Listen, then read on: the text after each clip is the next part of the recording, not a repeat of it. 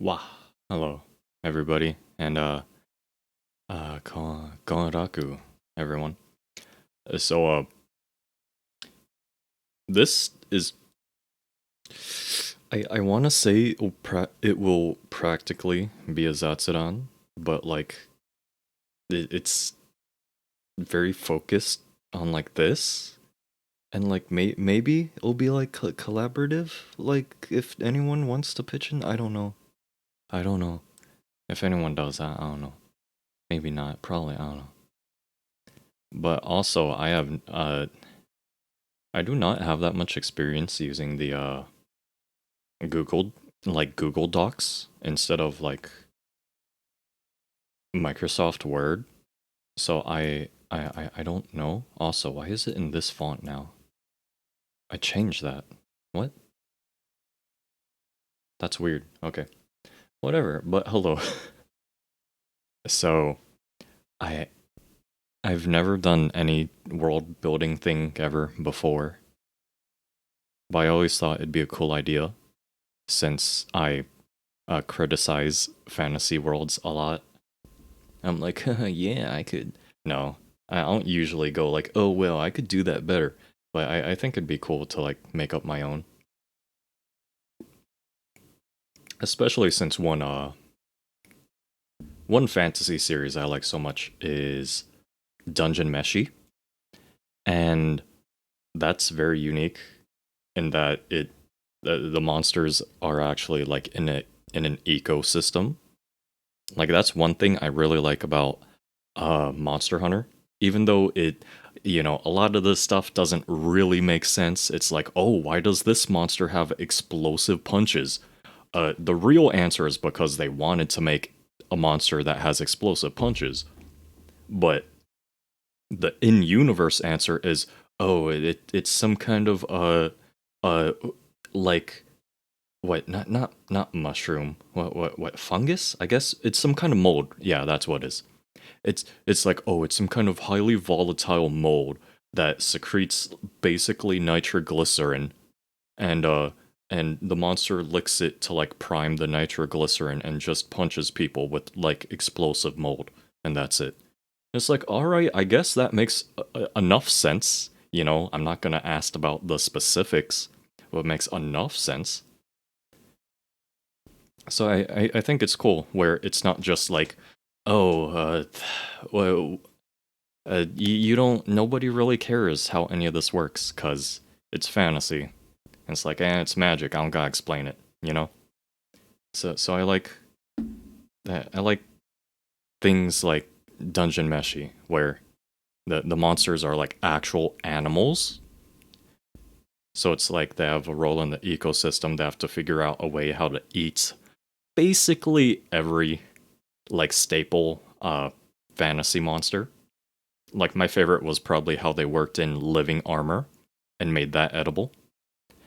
Second favorite is probably Mimic. Uh, Even though the plot has gone more into its main thing at this point in time.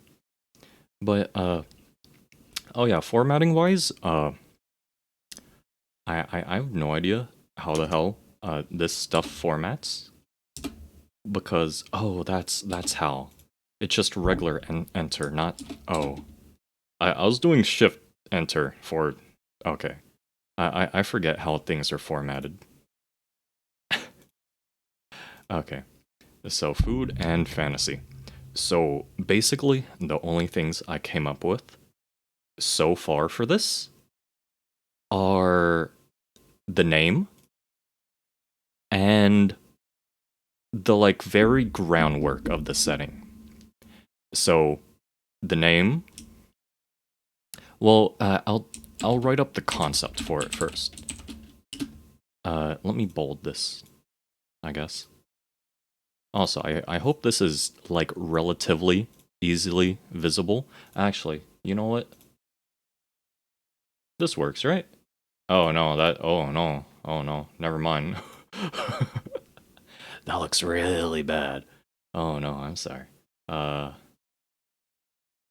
I hope that looks good enough. If it isn't, I'll just make the font bigger. Actually, I probably could. Eh, it should look good enough. Maybe, nah, 36. I'll make it 36. No, that's too big. 30. 30 is fine. So, concept fantasy world where magical, uh, whatever, like, etc. powers come from animals and food. So, this is still too big, I think. I think I'll leave it at 24. I don't know. It's weird trying to find. Let me see how this looks. It looks okay to me, I guess. Okay, whatever. So the gist is that I want stuff where people aren't really born with powers. There's no like, it's legible at 24. Okay, thank you, Ape like smell. Okay. Uh, so wait, I lost my train of thought since I read that. Um, so the gist is that there's nothing like any bloodline arts, any like, oh, I was born with a higher compatibility for so and so magic or anything, you know. All any type of powers or magic or whatever that people get are purely from adopting the properties of the food or animals that they eat. There's no inherent okay. No inherent um what would that be called? Predisposed? Uh, Predisposition? Is that the word? Predeposition?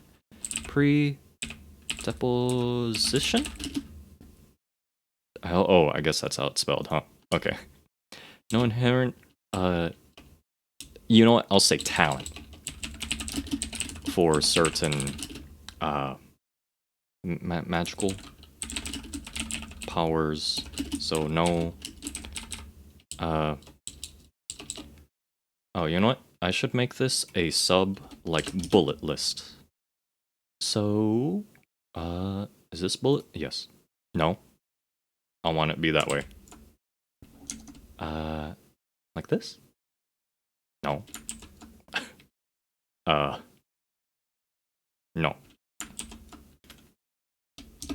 Oh, right. I keep doing control enter instead of regular enter. Sorry.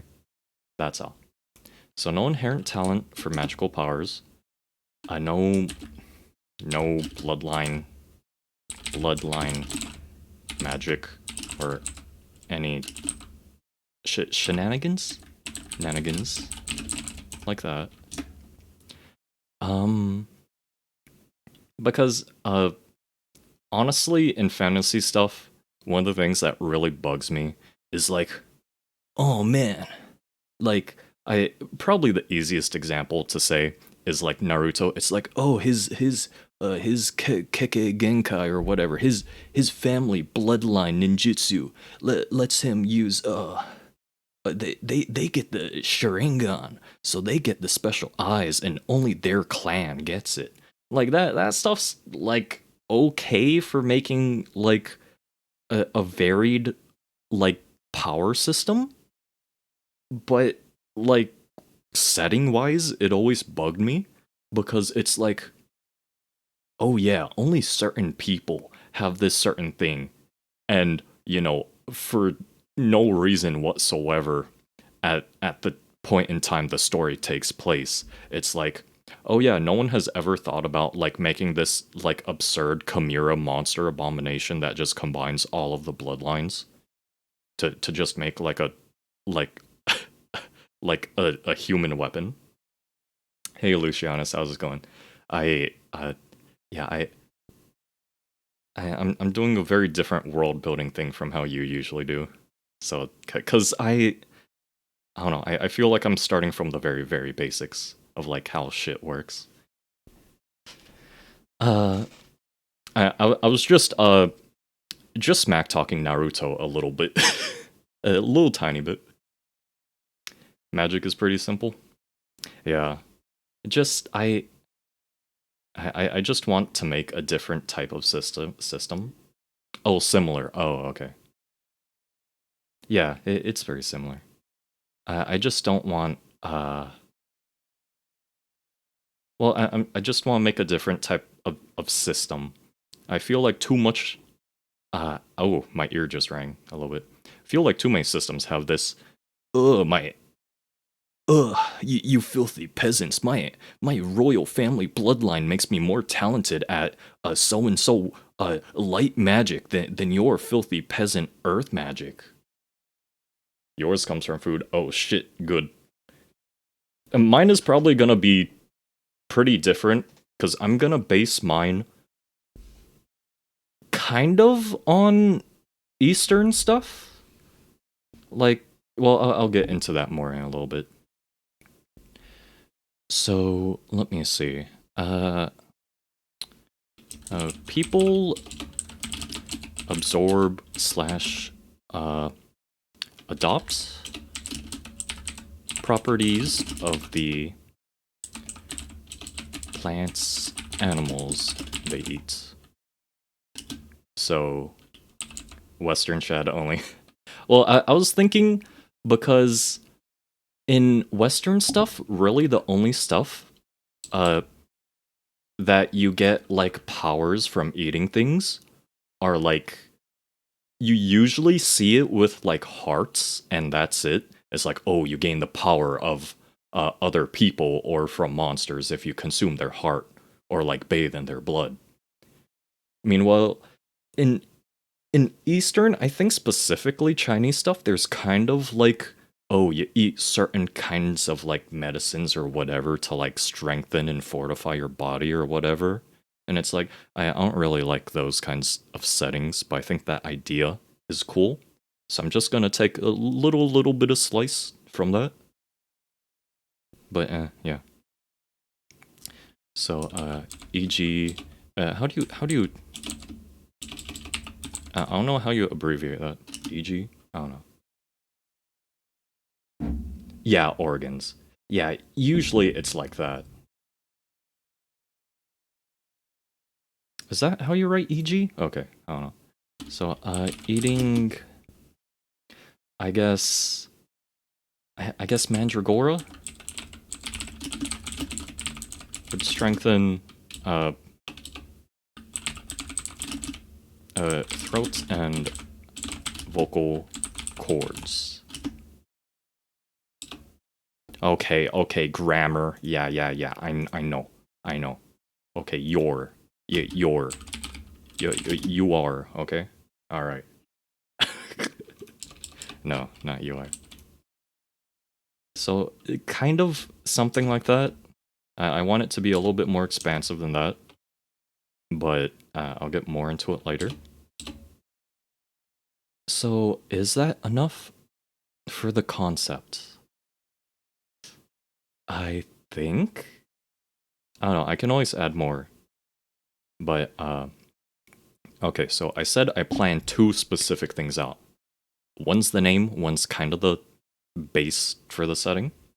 So the name.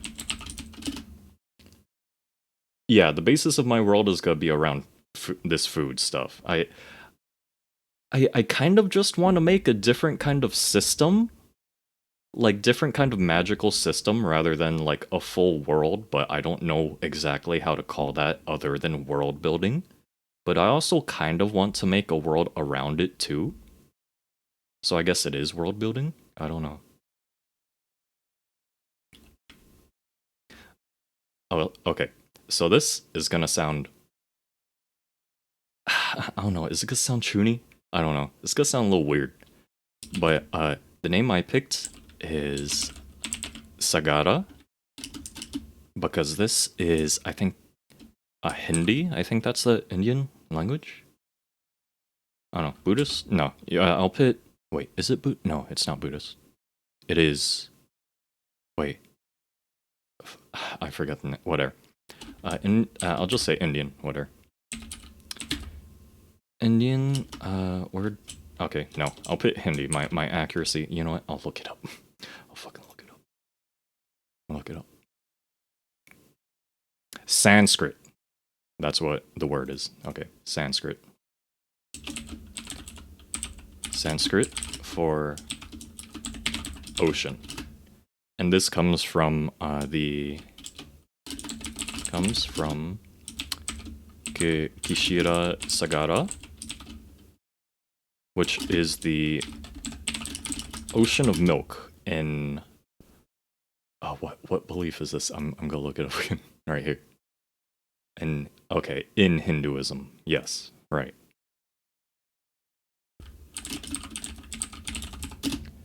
Because in Hinduism, the ocean of milk is that they're like a bunch of gods and like high mythological figures are supposed to like churn this ocean to create I'm forgetting all the words. I'm too nervous about this. I don't know why I'm so nervous about this. I guess it's because that's the first time I'm doing this. But they're supposed to stir it to get amrita. Okay.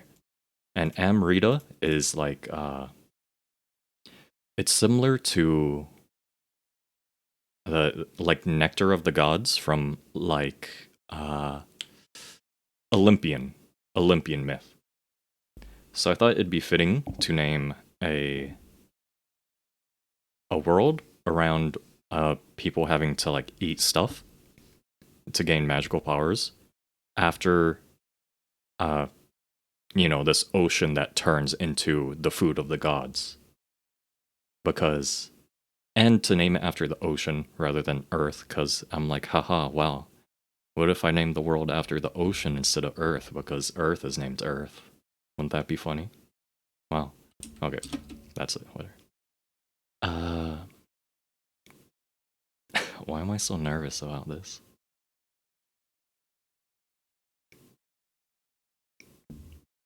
Okay. And let's see. Ocean of God's nectar. Yeah, that's the idea. Take ideas from what is it called? Guess Chinese stuff? Because I guess it is. Maybe.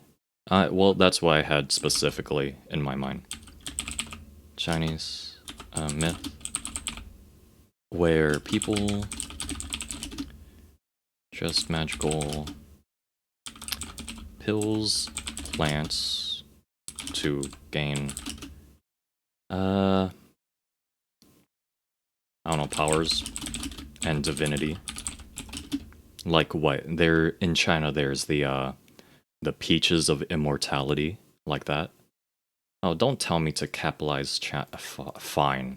Fine, Google.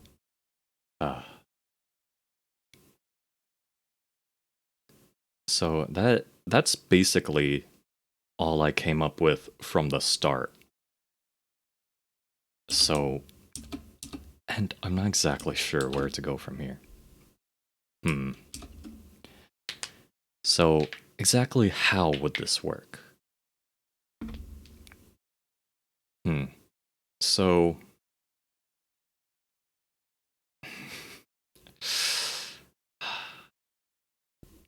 let me think.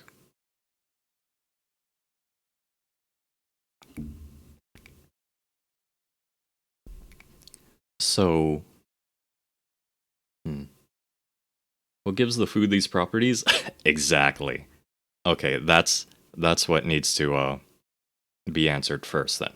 So I guess I'll just make it a list then. 1. What makes the food magical? And why do people adopt these powers from eating them. Okay. So, I don't really want to use I don't really want to use something as generic as like, oh, there's just like mana or like just magic within things because that doesn't really explain anything, but I don't know how else that I would pit it. Because I don't want to make specifically people like special as in like only humans and intelligent species can, well, maybe only intelligent species. Make it like a fable. Actually, the more that I talk about it, I'm remembering more of the stuff that I thought up. So I'm thinking, so you know how in Western myths, there's a lot of stuff about like how the power of a dragon is held in its heart, right? But in Eastern myths, there's well, specifically, I really, really hate like Chinese cultivation stuff, but I'm taking ideas from it anyways. That what there's this idea of like what like the chi lines or whatever going throughout someone's body, and there's like this weird like little series of I think 7 lines that goes just down like vertically into you. So I was thinking maybe uh it just somehow turns out that intelligent species have some type of organ in them that helps act act like maybe a gland that like stockpiles this energy and allows them to like draw it out from it. Maybe because I do want to have dragons in this setting as like something that's a very big threat because they can also gain these powers that humans can. And that's like the big thing that makes them dangerous and makes people not want to fight them. Because if they die to the dragons and the dragons eat them, then the dragons just become stronger and stronger. Hmm. Powers instantly after consuming or over time? So the way I was thinking about it was that you get like parts. It, it's weird because they ate stuff for generations after generations. Oh, okay. I was thinking more of like individual rather than like it sticks between generations. Because I was thinking something like, oh, if. Because I don't want to like gamify it too much. But I was thinking something like, oh, if you eat enough of it, you basically roll from the lowest tier of abilities that you can get. And then the more that you eat, the more like you roll for more and more abilities. And then once you eat enough, you can roll for like the higher tier.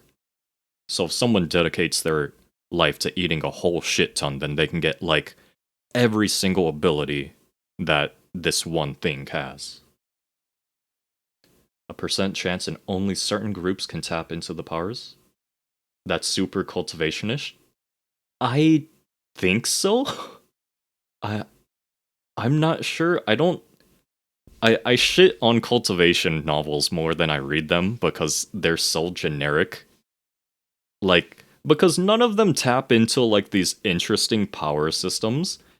Instead, they just jerk themselves off over like power fantasies, which is honestly most web novels, but eh.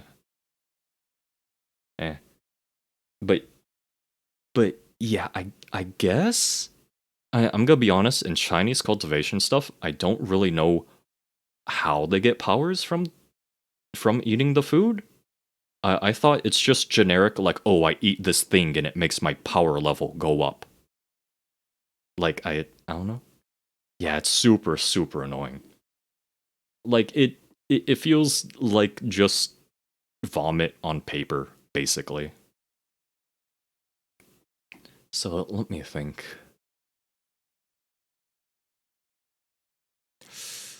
Hmm. So what exactly makes the food magical? I guess. Hmm. I guess I won't use the word magic then. I'll just say that intelligent species. I guess, yeah. I guess because this would also make it really easy, like making intelligent the the baseline for an intelligent species, making it an actual physical thing that can be seen, like in their bodies, like making an organ. It'd make it really easy to be like, okay, this is a an intelligent race. Just so it's like there's no question whether something is like people or monster. So I think that would be good. Okay. Have an organ inside of them.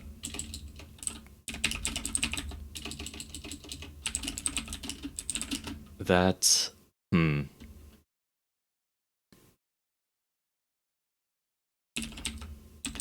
I don't know. Stockpiles the energy from the things they eat and allows them to tap into the power from these foods. I guess? Yeah, sure. Yeah, I'm taking. I guess I'm taking a lot from Chinese cultivation then. I don't know. I mostly read not even. I guess technically isekai. I guess I don't know. I feel like I could have a whole spiel about Japanese versus Chinese versus Korean web novels and all the like bog standard tropes like within each of them. Okay. So two, how do people uh gain these powers? Uh how much do they need to eat to use a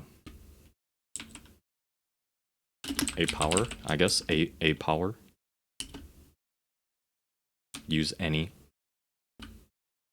Fine, the power, whatever. Uh, I, I don't know if I want to leave it that way because it does feel very like gamey. It feels very gamey to have it be like, oh, there are tiers and you like roll for it. You get like a random one.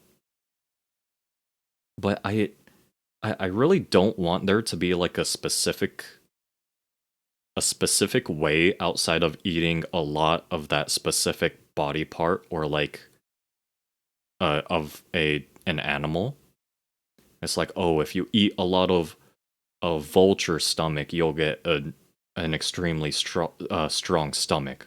Like don't get sick from eating anything anymore. And it's like, okay, I want that to be a sort of thing. But hmm, maybe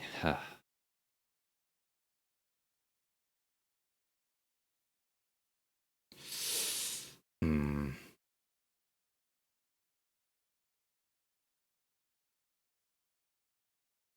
because I'm thinking, do I make it based off body weight?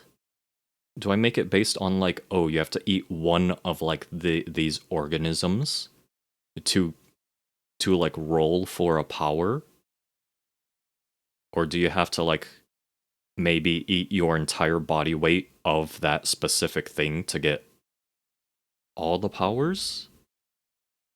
I feel like it should be based off of somewhat off of like size or like the entire body. Hmm. Because I want it to be a relatively maybe mid magic, not high, not low fantasy, but like mid fantasy maybe, where people having like very like basic low level stuff is extremely common. Like it's very rare to see someone who doesn't have any outside of like maybe young kids, but still getting like ultra high level is very rare. So also wait, I need to go back up. I want one of my goals. Well, hmm. One one goal is for chefs or cooks to play a large part,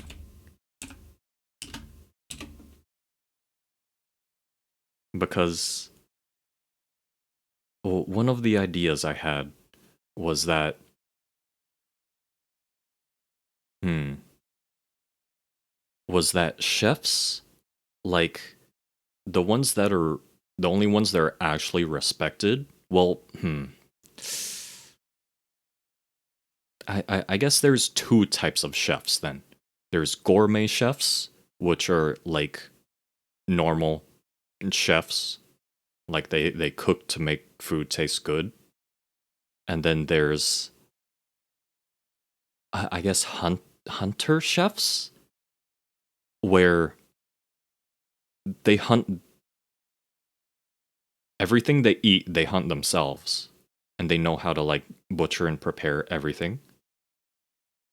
And they basically do that so that they can just get stronger and stronger and stronger and keep getting more powers. Maybe adventurer chefs? Hmm.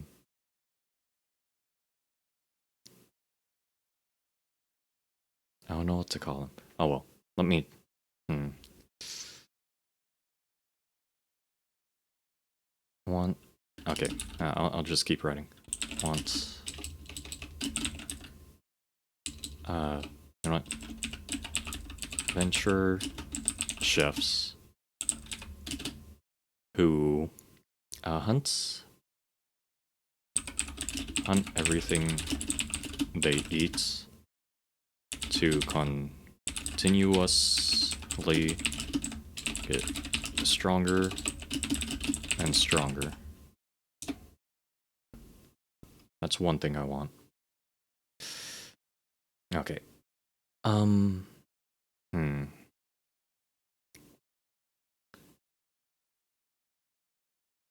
Should I make it? Hmm. Because not all food is gonna give people powers.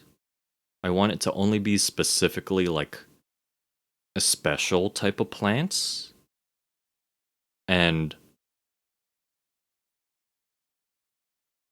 I guess most animals.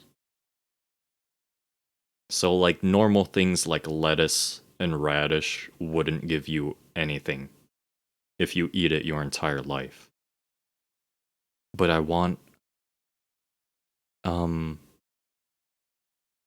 but I want like even if you spend your whole life eating super low level like monsters or animals, like oh, if you spend your entire life eating slimes, like somehow you would become pretty strong, not extremely strong, but you'd probably be like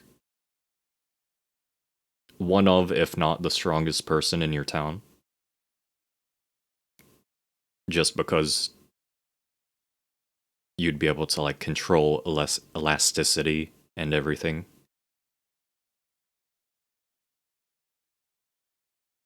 Hmm. And you could, like, stretch your bones out and everything and just contort yourself. Hmm.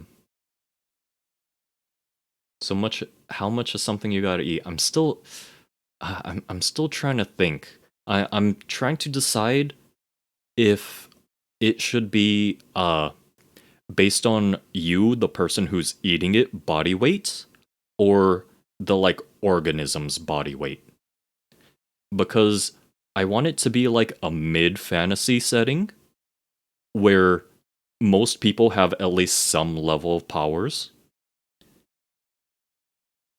But I also want it to be like, hmm. I want it to be like, oh, if someone wants uh a better nose or something, it's like, oh, you have to eat a bunch of noses of this monster or animal. Or it's like, oh, I want a stronger stomach so I can eat more things. It's like, oh, you have to eat a bunch of vulture stomachs. So I'm trying to decide if on the amount and if, well, I guess the random versus. I think I'm fine leaving it random if there's also specific stuff like, oh, you eat the certain part that you want to gain the power of.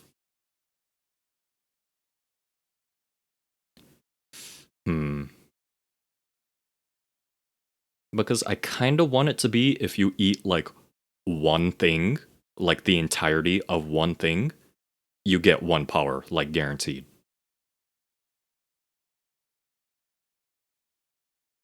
So it's like, oh, if there's a legendary dragon hunter, he can do literally everything a dragon can.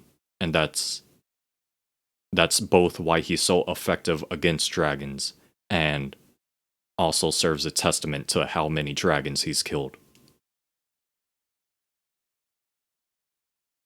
But, you know, eating a whole entire dragon by yourself, it feels like it'd be kind of unfair.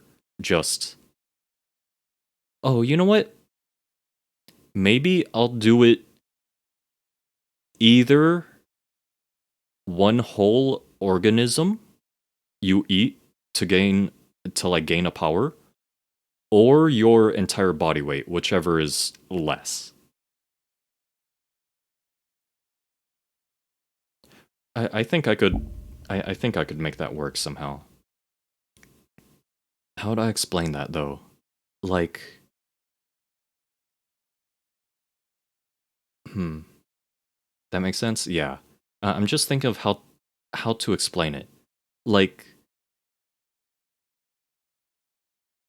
maybe just the amount of like power that your body absorbs.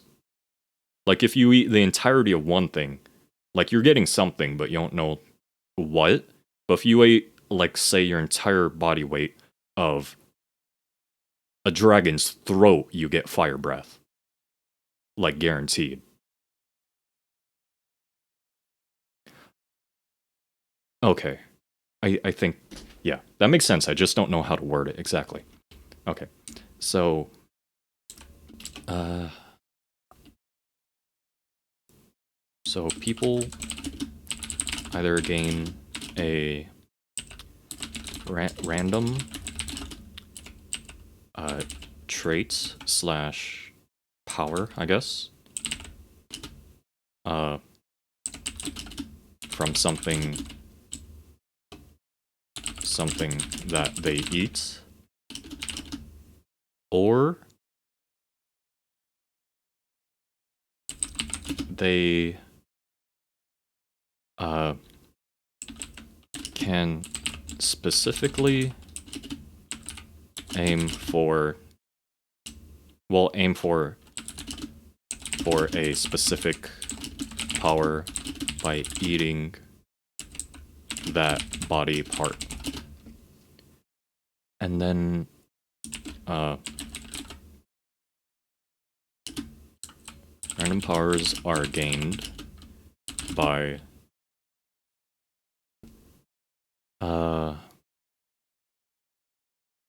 I guess just eating an entire organism. The entirety of... Well, I feel like I should make the like quantity difference, like I should specify that first.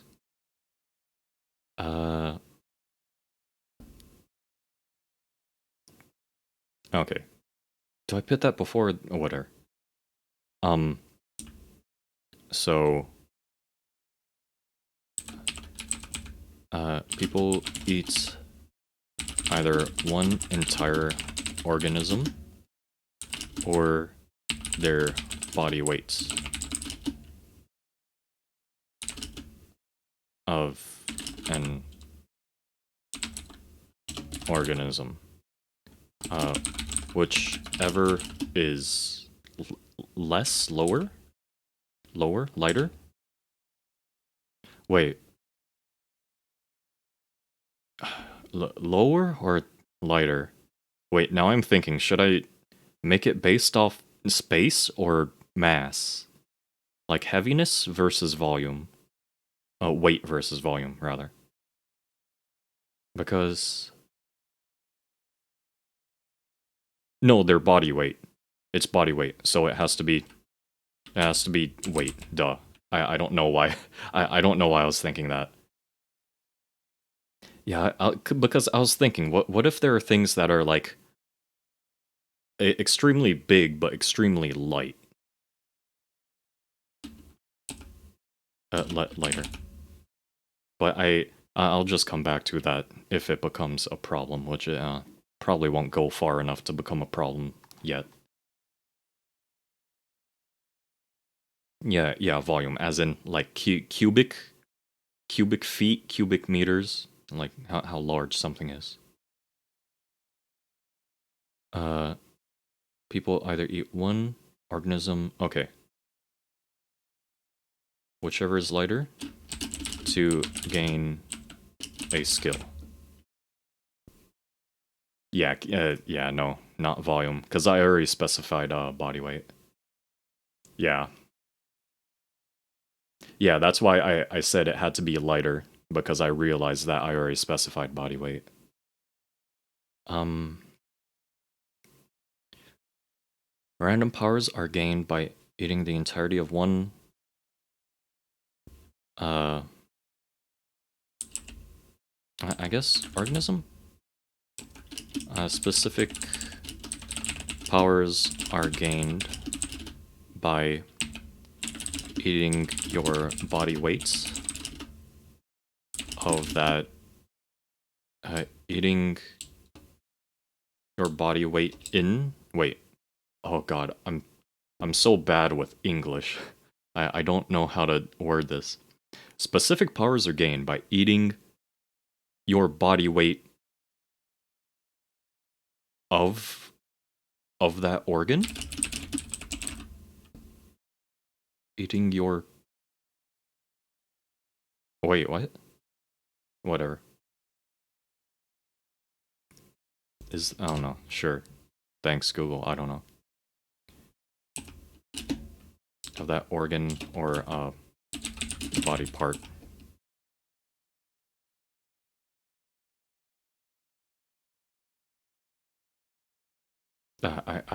Whatever. I don't need to be super specific with the language. Okay, what other questions about the world? So... What other things? So 3. So answered why people... Okay. Why do people adopt powers from eating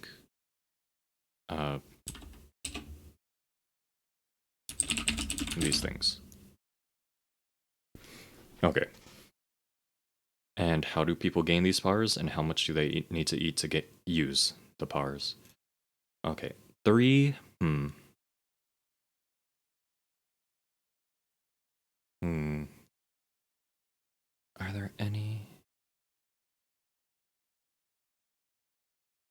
Hmm. Whoops. Let me get that. Um.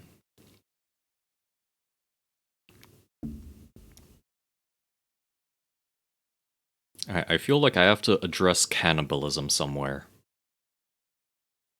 but also I don't know if I should address that yet. It's still gonna be a cultural no-no to eat other intelligent beings. Yeah, eventually I'll have to. I just don't know if this I should at this point. I know I have to. I guess I'll say it. Uh, do people cannibalize each other to gain powers? Uh,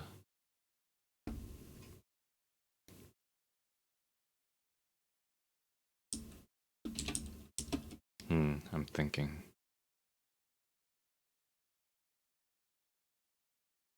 So, no, people who do so are ostracized. Well, is ostracized the right word? I don't know, seen as monsters who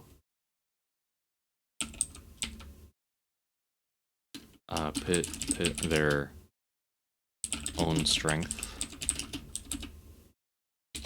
above the lives of others. Uh, hmm. Maybe should I call them Wendigo? Because I know, probably not. Uh, uh, Monster posters. I guess what? Yeah, nah. I don't think it would fit with this kind of setting. Hmm. How do I word this? Because it's very obviously a crime. It's one of the highest crimes you can commit. Instant.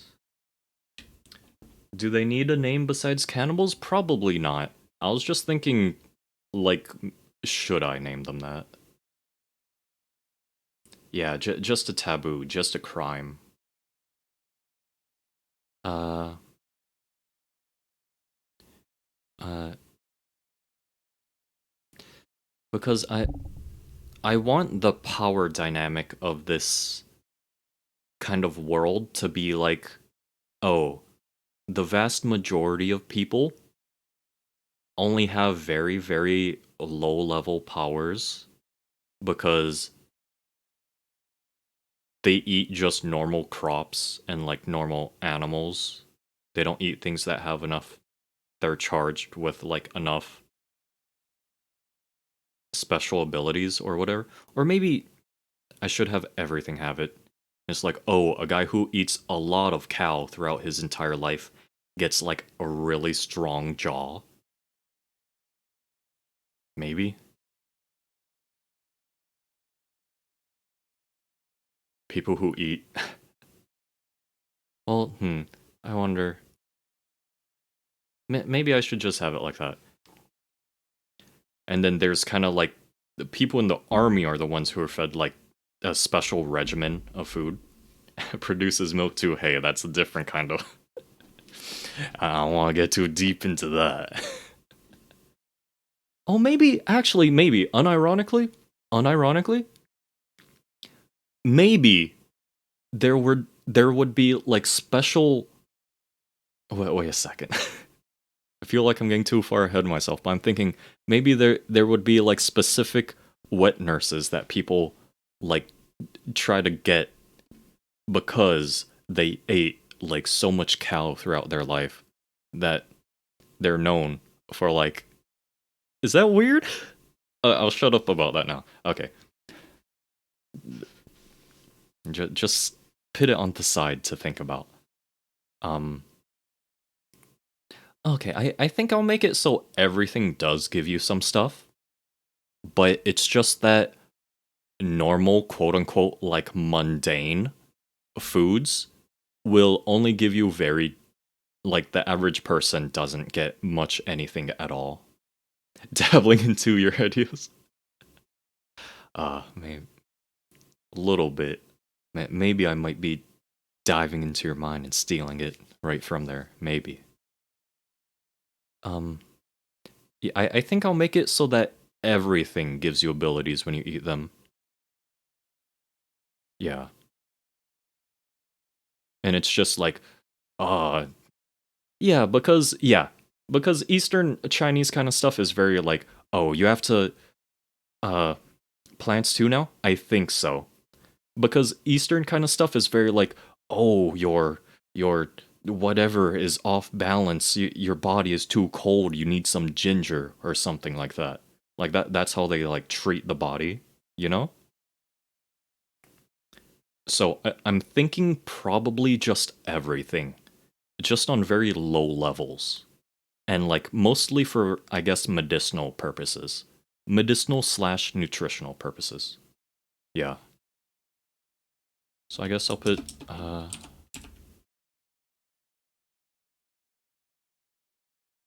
because I kind of want this world to have a decent amount higher like level of health than like the equivalent time period on Earth would be, because people just generally have stronger bodies and they know how to not exactly treat ailments, but how to fortify the body until the body is strong enough to fight off the ailments better. So they know like, oh, you're really sick. You need to eat like these specific things to make that part stronger. Because this would be a world where, like, oh, your liver is getting bad. You need to eat a lot of liver. And then your liver would actually become better. So, what was I even talking about? I feel like I've gone too off track. Okay. So, cannibalism, uh, it's a death sentence unless uh you had to survive. Had to survive? Like in a famine situation.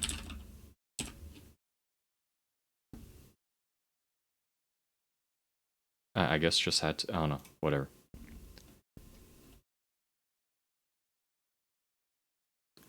Um Cannibals. Uh I guess, should I make them like bounty targets because they would be seen as like very dangerous criminals? Because they, like, people who eat other people to steal their powers would be seen as like, we don't know what they're able to do. They're very dangerous targets. So be careful around them. Like they have like wanted posters and everything hung up. I guess. As well, dangerous criminals uh with wanted posters and such hung up to warn people. Uh I guess that would be because I do want to there to be sort of adventurers in this setting, because obviously that would be the people who like go out and try to find all these things and eat them. So I guess the adventurers would also like be wrapped into bounty hunters.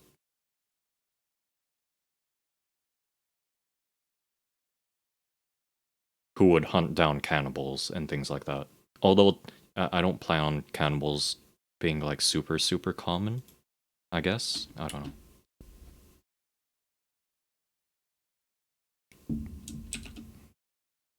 Um, what kinds of powers do does the average citizen get? Uh, powers does what kind of powers do? Does the average? No, I think does is correct. Does should be correct. Um, man, I don't want to use magical versus mundane, but I don't want to just use abstract language for the sake of it. How does this affect civilization since everyone's getting powers? Okay, so I don't want it to be like feudal era. Like, because I want it to be even if one person is uber powerful, like there's still strength in numbers because it's not like one person is going to have the ability to fight 20 other like decently strong people off. So I mean I want it to still have like city states and stuff because it's like, oh, the normal citizens have very low level stuff that, you know, like maybe if you eat a lot of like city states, yeah. Uh wait. Okay, so like normal citizens just get stuff to like minorly improve their like day-to-day life. It's like, oh, uh people with balance problems eat goat or something like that, mountain goat, so that they're really really good at just uh, finding good footing. While uh but I want the army to still be like decently dangerous. Well, not decently dangerous. Like the armies that protect city states are still very very dangerous because they get a special regimen of like every single person gets like that they know that they get these certain skills, these certain abilities, and it's like built into their battle plan and everything. Wait, it, I, I'm becoming worse and worse with words as I talk. But I, I want civilization to be around pre-industrial revolution era. Like not really feudal kind of kingdoms. There's still gonna be kingdoms and stuff, but it's not like everyone's, you know, a bunch of little cities like fighting each other to like that's been settled. Uh,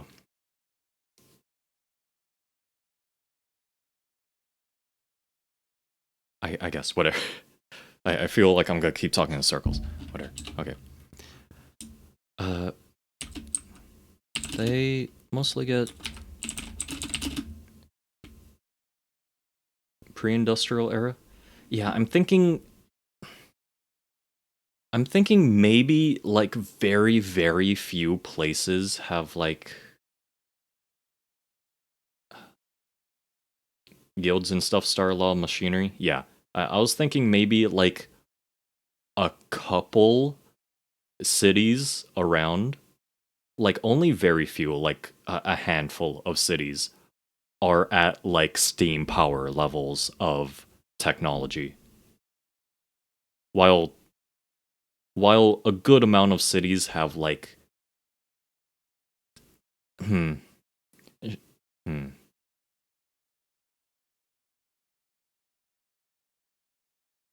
yeah, have like craftsmen and tinkerer guilds where it's mostly like hmm maybe I haven't thought too much about guild kind of stuff. I don't know. I have thought about like the tech level stuff though, so I don't know. Mostly get things that uh their uh body a little bit stronger. Like, for example, a well, what would a craftsman, I guess,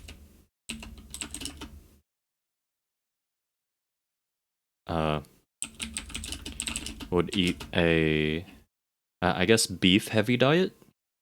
Yeah, because cows are mostly known as like the beasts of burden for like carrying stuff and pulling stuff, I guess. Yeah. Uh, a lot of beef to strengthen their. I I almost want to say strengthen their load bearing capacity, but I feel like that's uh a little too robotic. The same cultures.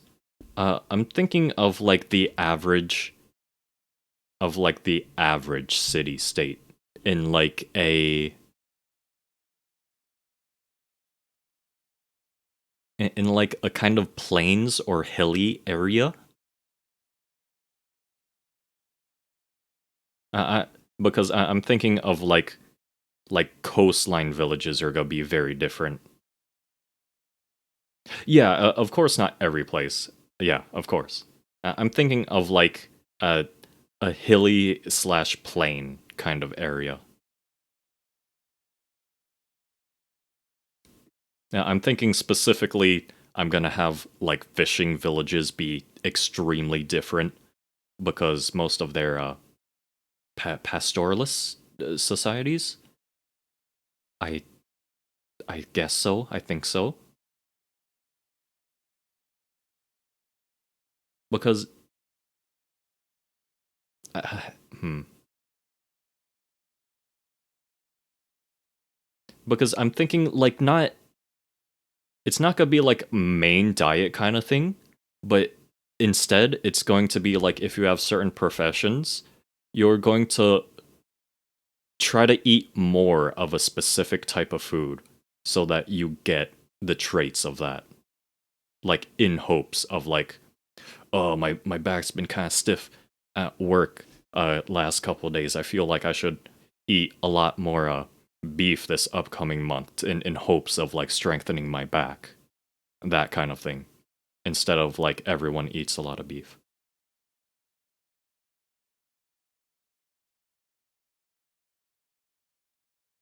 I don't know. Whatever. Uh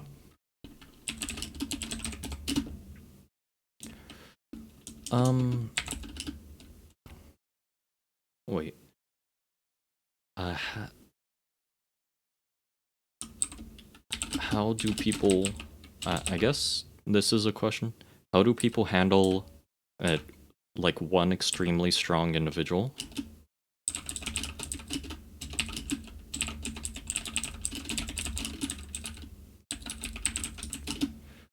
Um hmm. Uh I don't know how my brain already feels like it's melting at all this. I need to drink more water.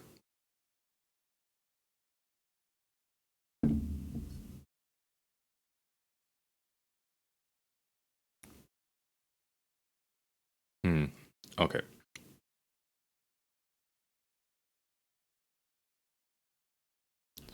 Like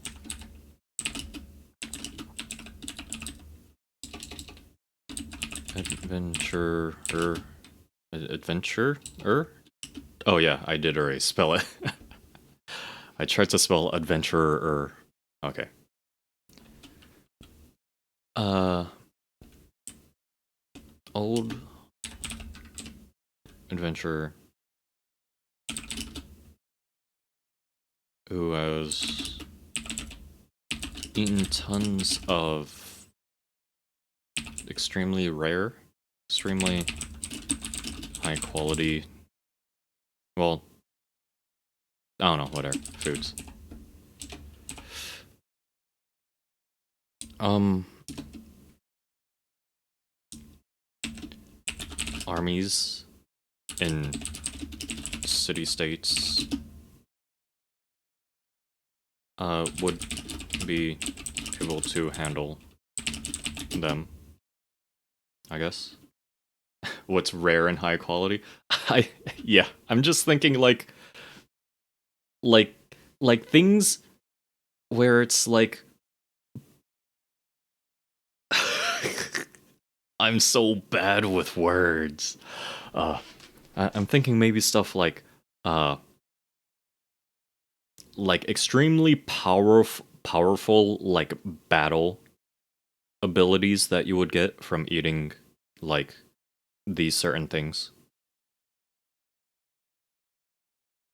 I mean, I kind of like even hmm I want even the average person to become pretty strong in at least a specific niche if they try to. Like for example, if there's something like mandragora or just like any kind of screaming animal, like if someone eats a lot of that, they might uh be able to like just disable people with yells and screams. So while their exact battle power wouldn't be extremely high. I mean, it would be pretty high, but whatever. I'm bad at explaining and saying things. Whatever. Okay. With uh, I guess those people would probably able to wipe out a few villages.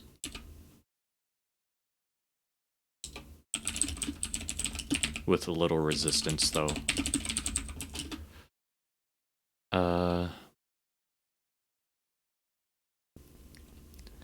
I guess,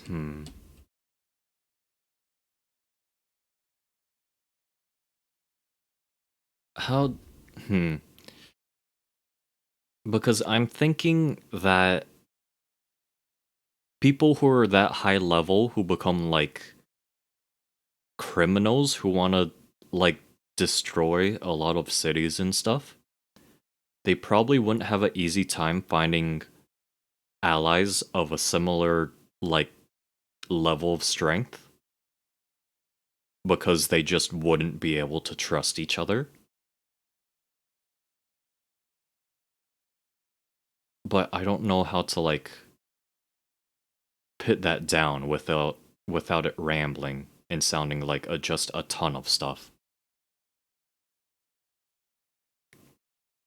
Whatever. Partnerships between these types. Well, criminal. Let me specify criminal. Criminal partnerships between these types of people are practically non-existent.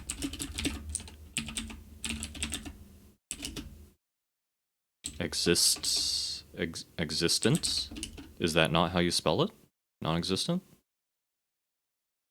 Oh,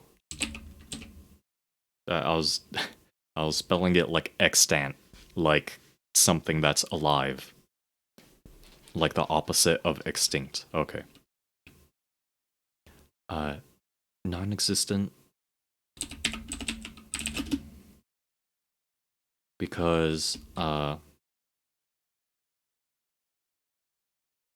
cannibal uh because of the risk of the partner backstabbing them and cannibalizing them to get stronger. So I want this to be more of a like man versus nature thing rather than man versus man, like combat wise at least, like physically. I don't want this to be like actual Chinese cultivation where like everyone's just murdering each other left and right because no fucking reason at all.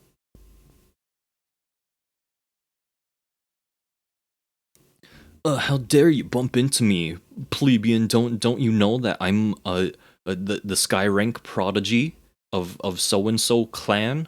Kneel, and I will make your death painless. You know, interesting considering have a more advanced tech level. Uh, I mean, I kind of want the world to focus on like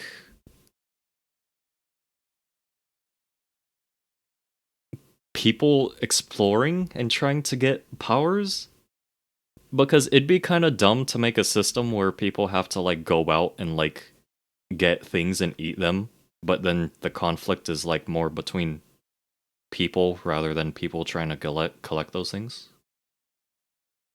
Yeah, usually they're pretty, yeah. Although, I guess I don't know if the era I was saying was right, because I'm still trying to think of this in like an Eastern context, like like as if it's because you know how uh you know how civilization levels are in like web novel kind of stuff. It's like, oh, it's like this is medieval era stuff, and people don't really get sick unless it's a plot element. Uh, and there's plumbing, and people are pretty healthy, and it's just like all this weird kind of stuff.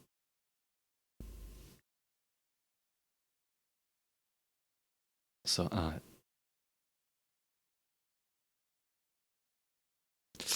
yeah, I don't know what level I would say it's at, but like not at least I'll say it's not at the level of Steam Power.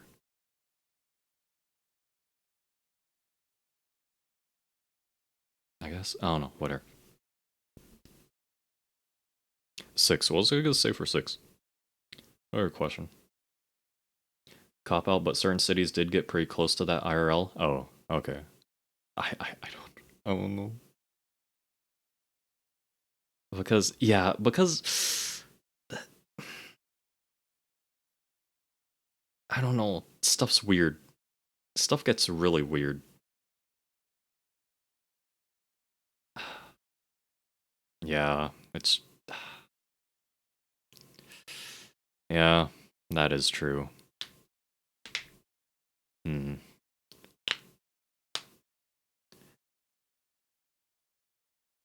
Yeah, it's weird when random villages are because it's like it's like it's weird when they're not seen as like ultra boony kind of like bumfuck behind and stuff.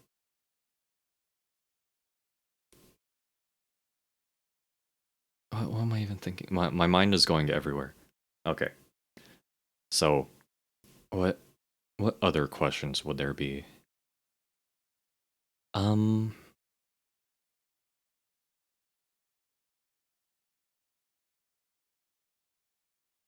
hmm. I wonder, do because I it might be kind of tropey, but I do want there to be an actual adventurer guild, because but more of a way to like just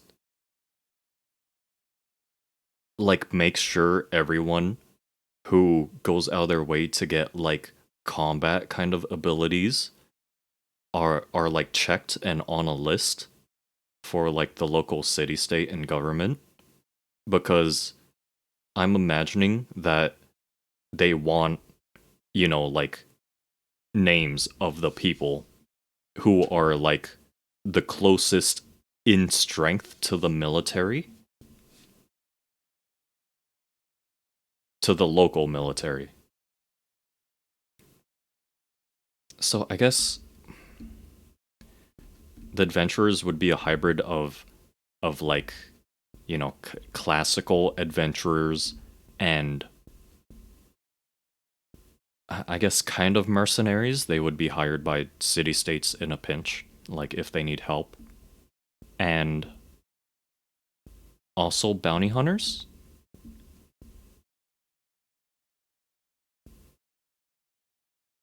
How how are um ad- adventurers? Wait, adventurers? Uh, seen like society wise? Wait, seen treated? No, treated and seen by. How are they seen by the average person? So, I don't know, just because I don't know if there's a good way to justify like just a quote unquote like adventurers guild that exists within like different governments in different city states. Because maybe maybe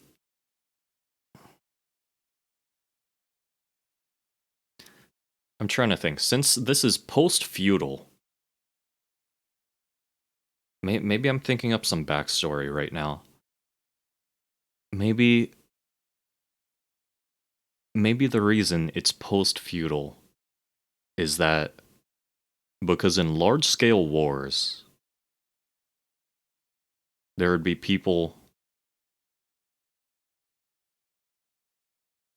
Yeah, I don't know how it works, but like extended arm of a trade company? Hmm.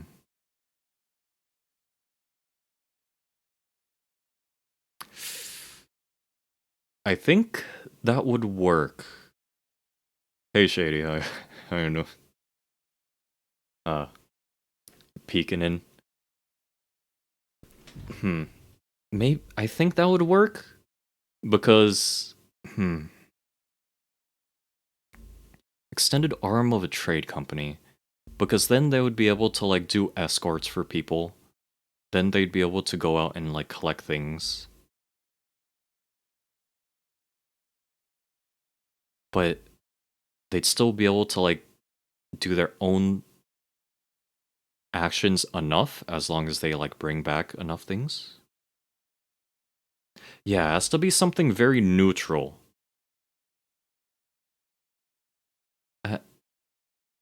Uh, the main thing I was concerned about was uh that like local governments and stuff would want tabs on these people because the they're relatively dangerous. So I want them to be under something, some kind of like official organization. Hmm. A trade company, I guess. Hmm. Extended arm of a trade company. I mean, that would work. I'm just trying to think how to do it. Hmm. Because hmm. Because that would give them a good excuse to go out and collect materials. That would give them things to like sell stuff that they don't want.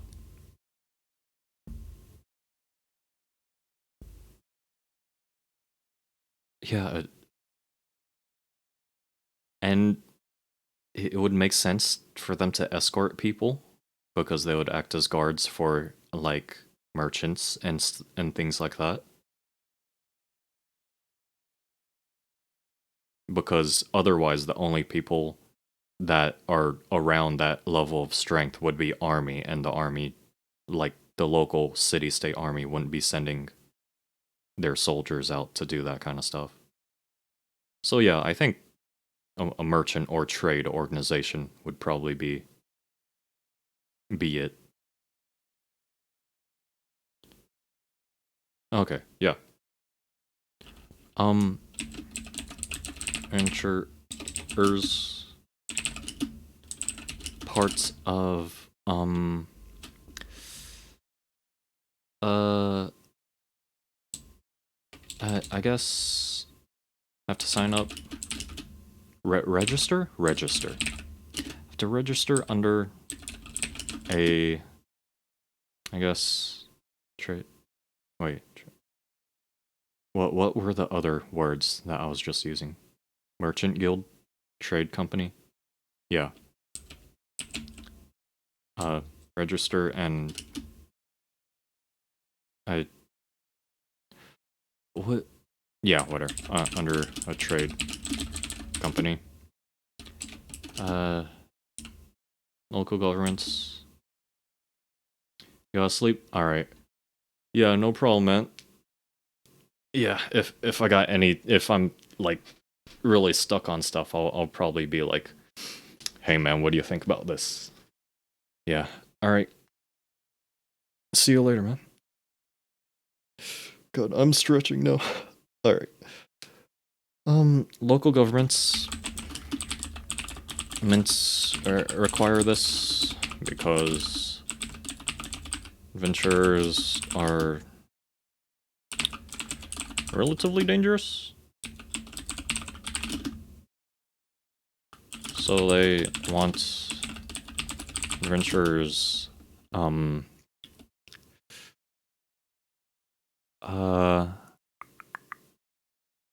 to they want official records on them. They want official records on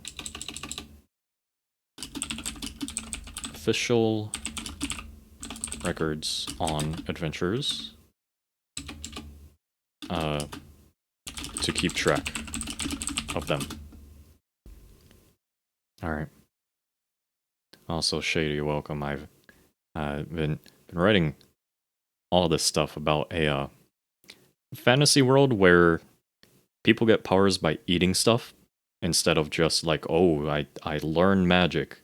I have an affinity for so and so magic, or oh, I have this family bloodline magic. Oh wow. Because I really don't like those. I want to make something based around food. Because a lot of a lot of settings kind of treat monsters as just like, oh, I created this thing purely as an enemy for people to defeat. And they are just entirely artificial. It's not like they actually live in a world or something. It's like, oh, look, this thing is just there so people can fight it. What do? And they fight people, that's it. What do they eat? And they fight people. So I just want to do something different. Okay. Adventures and the trade companies are fine with this, as it gives trade companies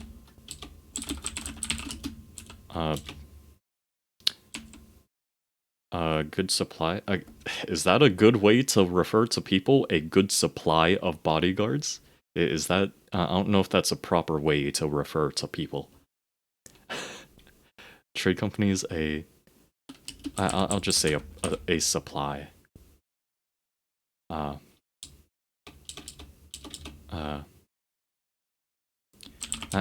just say it gives them people willing to act as guards to escorts. Escort? Escort caravans? Is caravan already implied to be trade? Do I need to put trade? I forget. I forget the exact definition of the word caravan. And gives adventurers a direct line to buy and sell materials. Materials too. Buy and sell materials from. Buy from, sell to. Whatever. Caravans? Sure.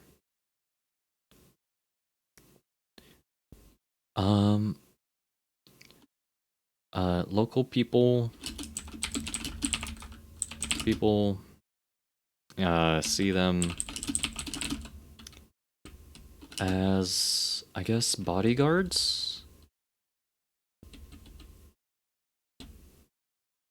Well, because obviously it's not like everyone's gonna have the exact same view. So I guess the most mundane, boring way to see them would be like bodyguards. So how do you indicate a range? Local people see them from... Okay, yeah. From bodyguards to... I don't know how else to say it, just adventurers. To, dream seekers. I feel like that's a little bit too romantic. Although, no, that would fit. Because bodyguards would be the most boring way to put it. And then dream seekers would be the most romantic way of viewing them.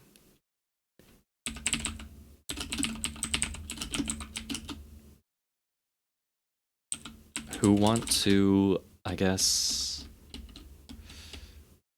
see all the world has to offer. See everything the world has to offer.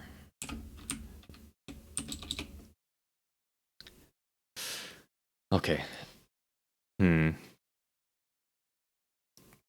So what other questions would there be about the setting that is different from the standard fantasy world or different from this world?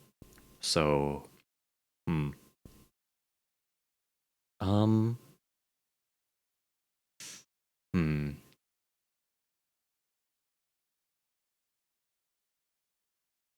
me think.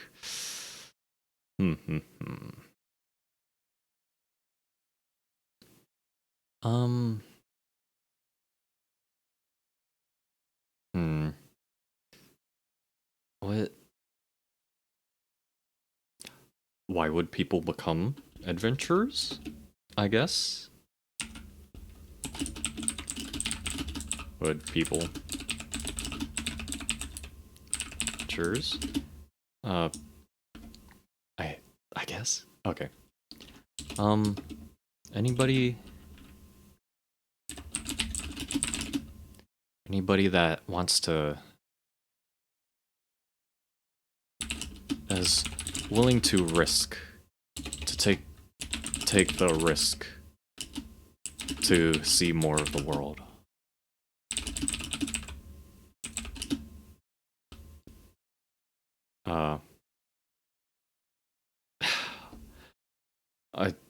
I'm so bad at, like, thinking what orders words are supposed to go into. Language is such a hard thing. Anybody that's willing to take the risk to see more of the world? Wait, the risk?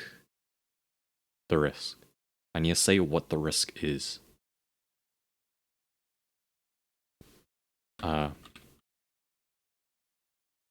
Or,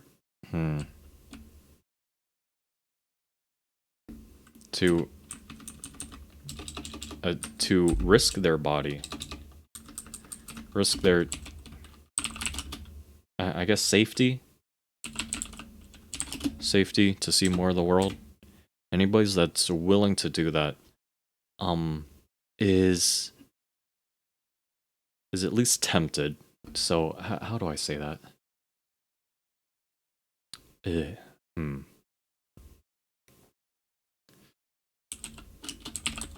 Is I don't know. I'll just say it exactly like that. Is at least tempted with the idea of becoming an adventurer. Uh, some people carry a chip in their heart and want to become stronger. Others, I don't know. I'm paying this too romantically, whatever. I'm paying this too fancily, which is kind of doesn't fit with the rest of the stuff. Um,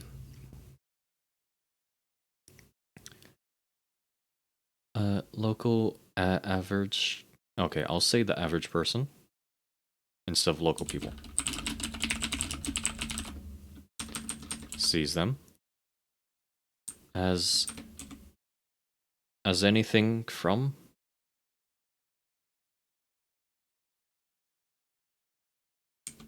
whatever. I don't know exactly how to indicate like the degrees. Whatever, it's fine. Want to hmm.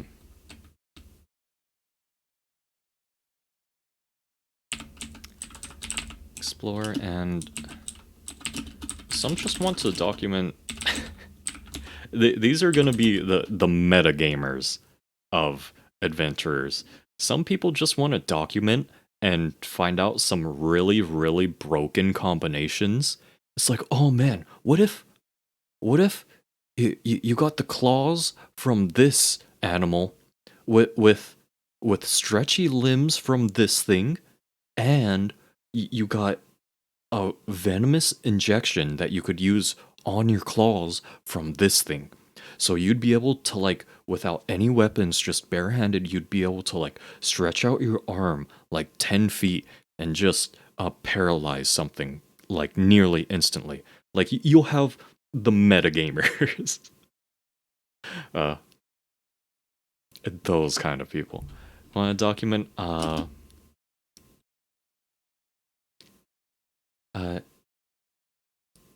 abilities that people can get and the effectiveness of certain combinations. So these would be anything from actual scholars who like dedicate their lives works to like, okay, oh, you got a new ability, okay, uh which is it? We're making a complete list of the abilities you can get from these certain things, because a lot of these things, they do it in the adventurers. Well, they talk to adventurers in the Merchants Guild for this, because usually they'll be getting abilities from rarer things. So it'll be from people who just simply want to document and like make kind of like ability encyclopedias, to the people who are like, oh man, what if you got iron skin and then the ability to roll into a ball like an armadillo, combined with stronger bones and like uh bl- blunt force trauma reduction. And it's like, what if you just became a human cannonball, like the idea crafter kind of people? uh so what else, what other questions would there be?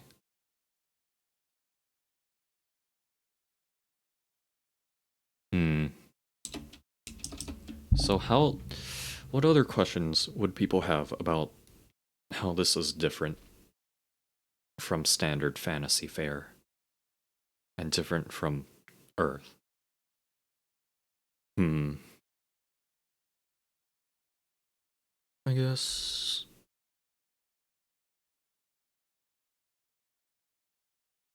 Hmm.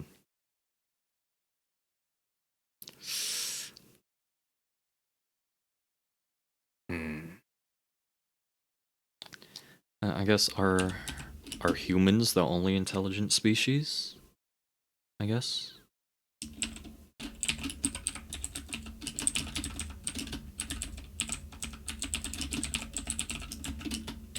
Uh,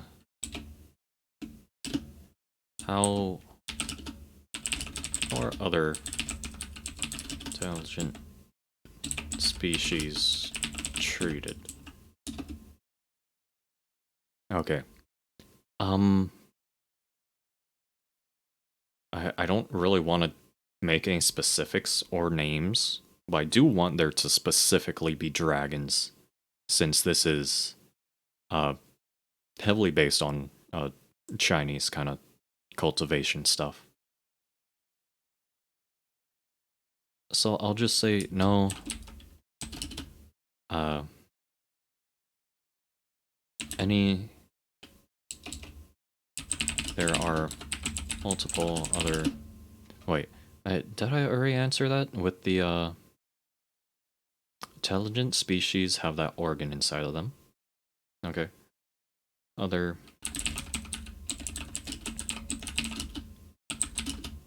Who. I guess live mostly peacefully.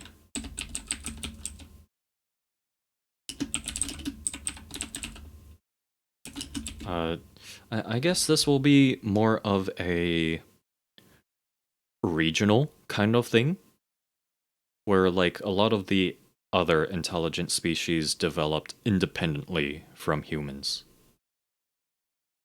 But the one like common trait is that they all have the one organ that lets them be able to gain abilities from eating things. So, I'm not sure how I'd do that because cultivation stuff doesn't really have like different fantasy races most of the time.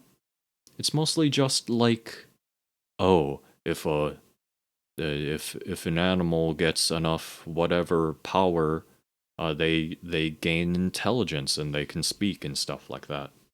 Which actually, that's not even limited. That's just Eastern like mythology in general.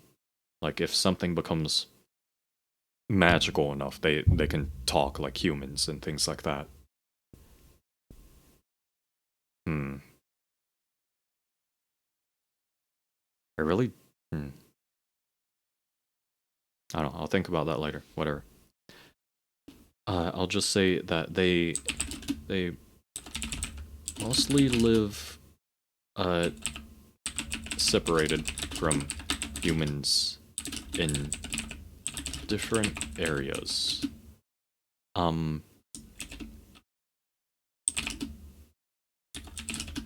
most dangerous.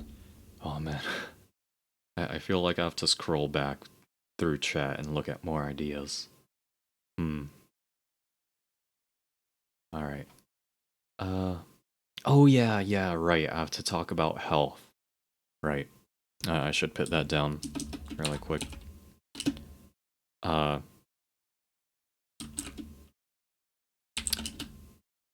Uh. How?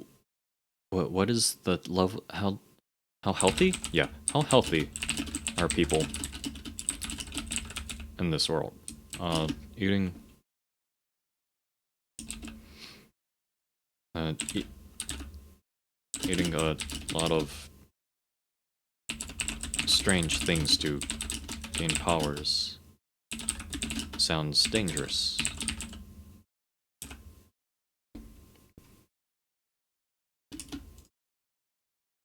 No, it's powers. Don't you dare correct me. Ugh. Ignore. Google. Ugh. Google. Ugh. Ugh. Okay. Most dangerous intelligent species are dragons because uh, of how long, because of, okay, because their long lifespan allows them to gain an incredible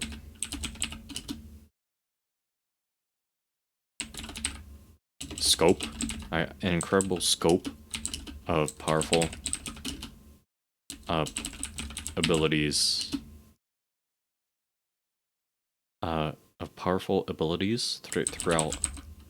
throughout their lives.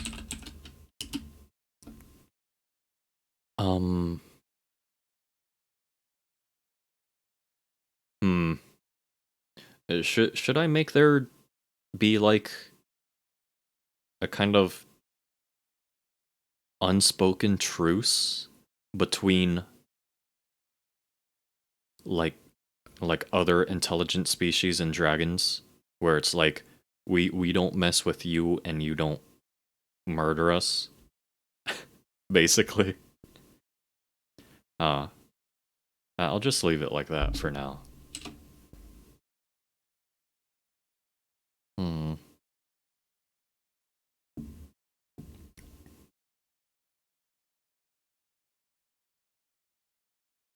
Yeah, yeah. I'll just leave it like that.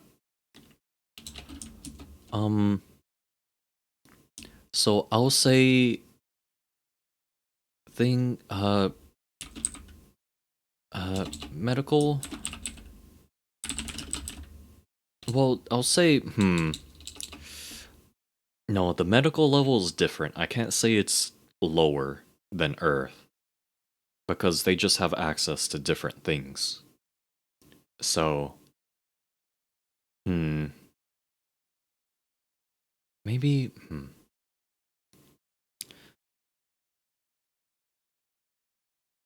So I'll say on average,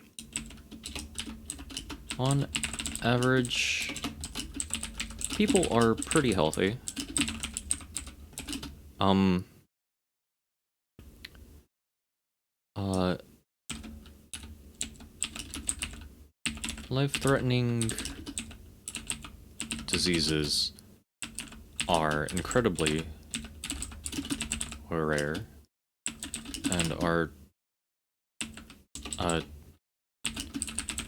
usually hmm life-threatening diseases are incredibly rare and usually from, I guess, plagues, outbreaks. How else do I word that? Like an outbreak of sickness. Pl- uh, plagues and such. Uh, normal everyday ailments uh, are can be fixed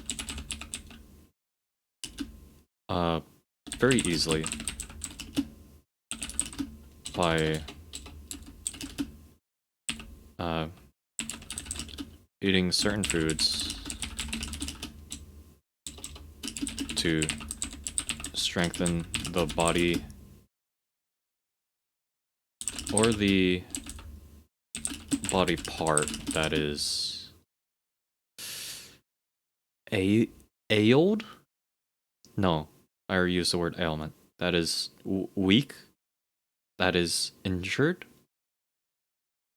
Too many words that are close enough, but what word am I looking for? Normal everyday ailments can be fixed very easily by eating certain foods to start strengthen the body or the body part that is weak, weak, weak or sick. Sure, let's say that. Yeah.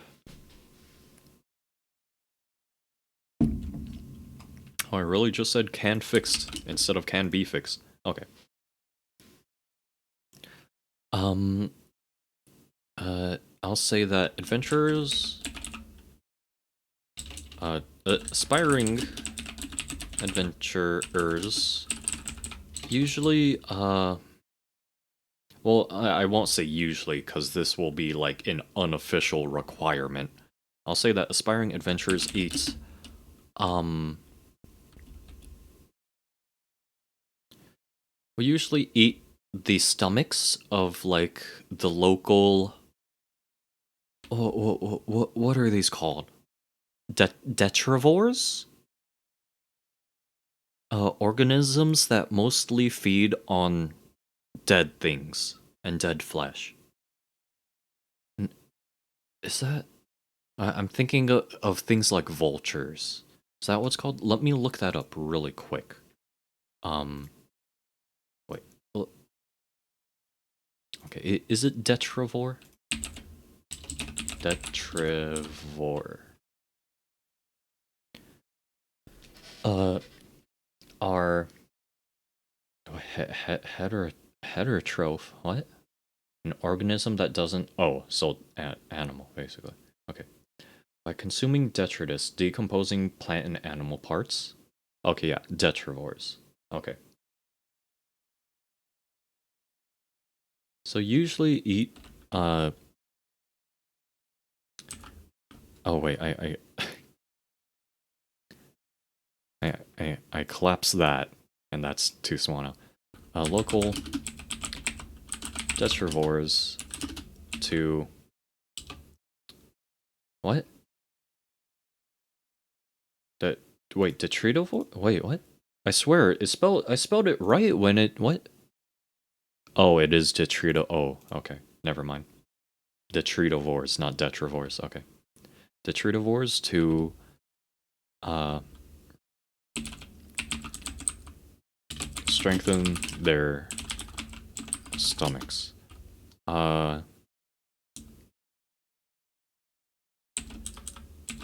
Food gen early still has to be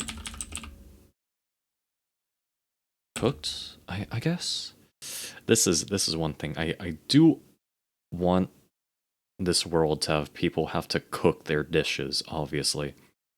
Because not only, not only do you have to cook foods or else you get sick, but it also allows you to use multiple ingredients so that although you might not get like a ton of different stuff, it helps you get like multiple things at once, or at least build towards it.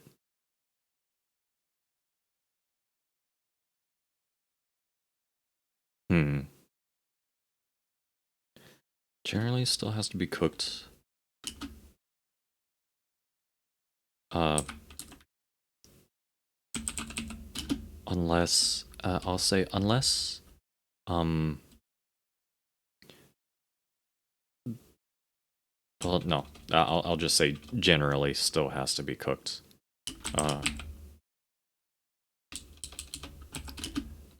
Uh poisonous I'll say hmm.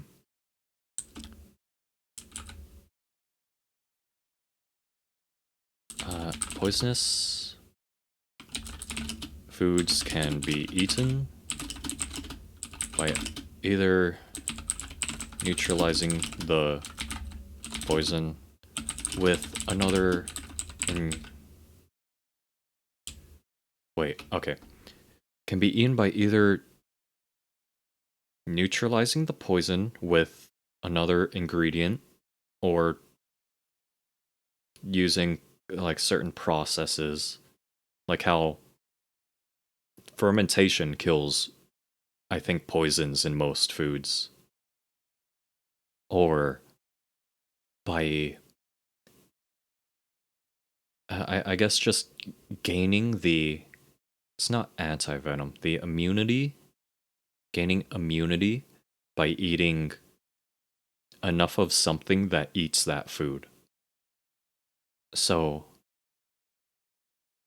and if there's nothing that eats the food, you just have to like do it some way else. Hmm. Okay. By neutralizing, okay. By either neutralizing the poison uh, with another ingredient.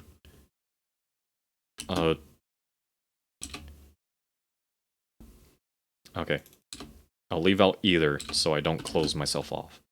And by neutralizing the poison with another ingredient, using a process like fermentation or such to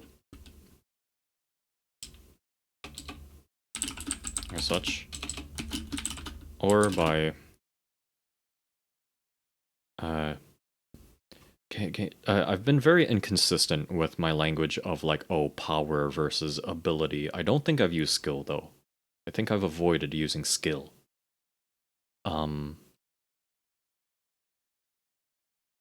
So power.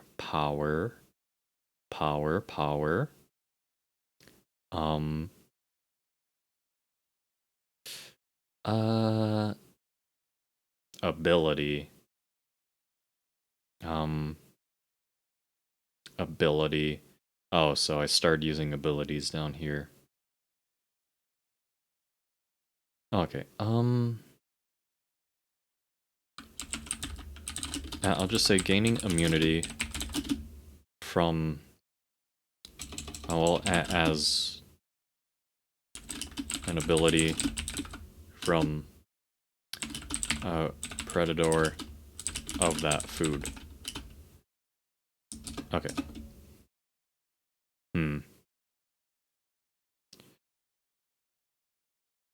So, So, I'll give an example here. So,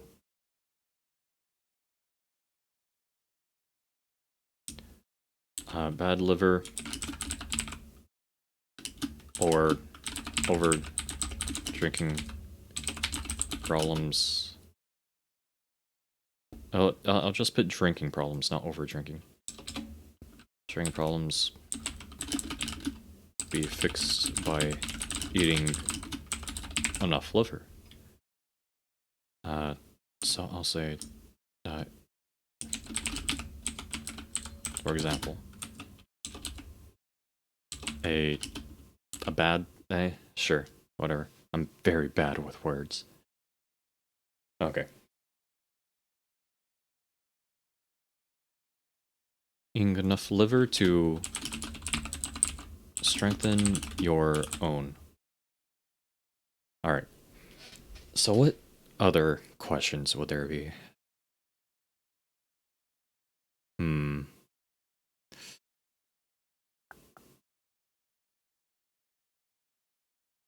So let me think. I've addressed cultural, I've addressed health.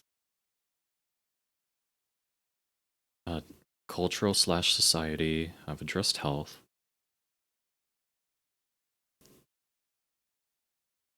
Cuisine, it's based around food, so I have to address cuisine. Of course.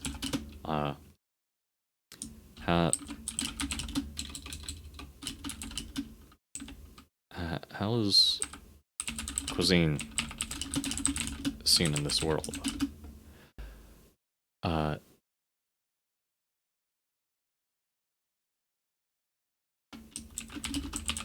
Do people care about taste versus ingredients? Okay.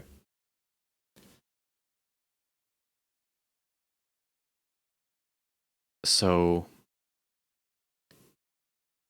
the average person... Oh. Average person does not care about, like, super, like, stockpiling powers and abilities. So does not care to... would stockpile be a good word? Amass? Wait, amass? Is that... Okay, that is a word. Does not care to amass a Uh,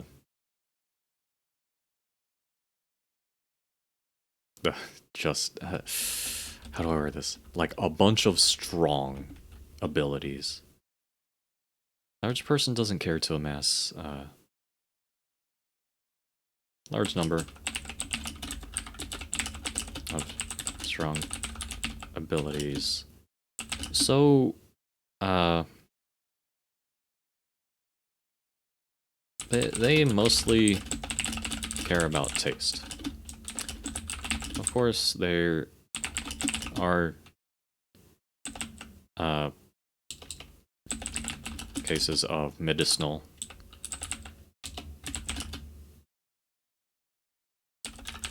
foods cooked with certain ingredients, but that's mostly for treatment instead of gaining power.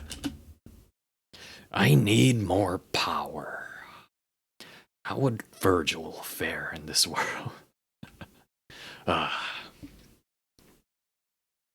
I need more steak.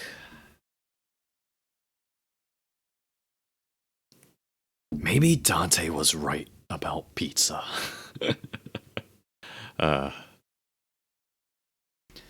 All of these ingredients. What a wonderful. I can't even do his voice. Yeah, okay, whatever.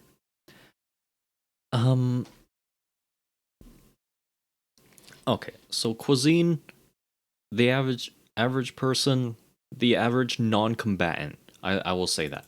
The average non-combatant. Since I will say that like nobles and merchants don't exactly count as the average like citizen. I'll say the average citizen is like, you know, working class people, you know. Um so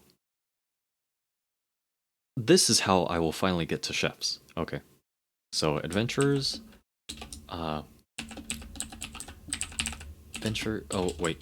venturers highly prize chefs who are able to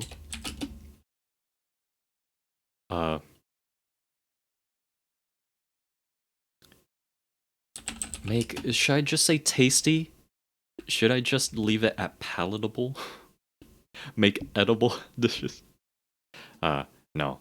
I'll say make, how do I say extremely tasty in like a single word?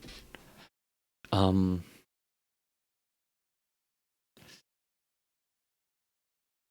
don't know. I'll just say delicious dishes using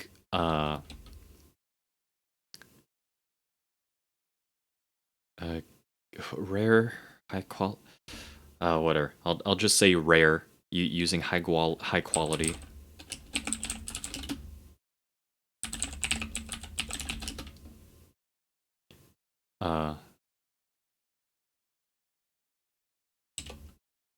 Since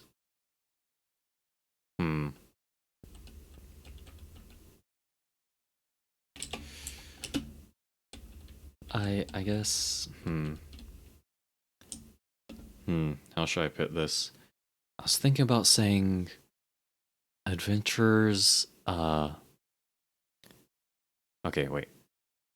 They highly prize them since only the most talented chefs would be able to not only cook delicious dishes using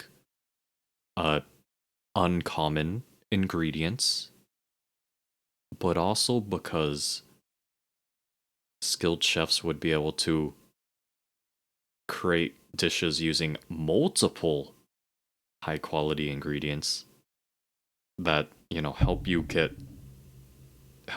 build towards multiple powers at once, multiple abilities, whatever.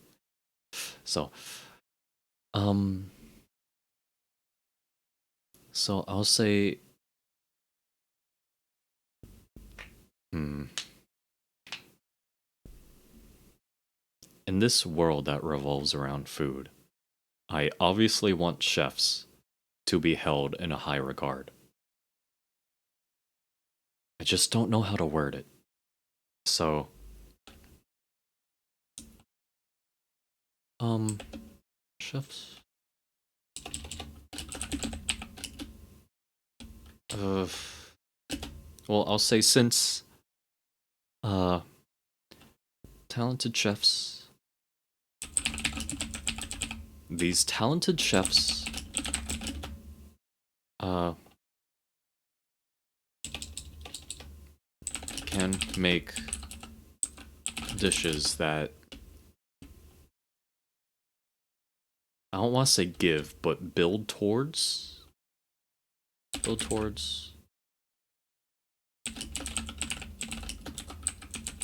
multiple rare. Well, rare. Yeah, sure.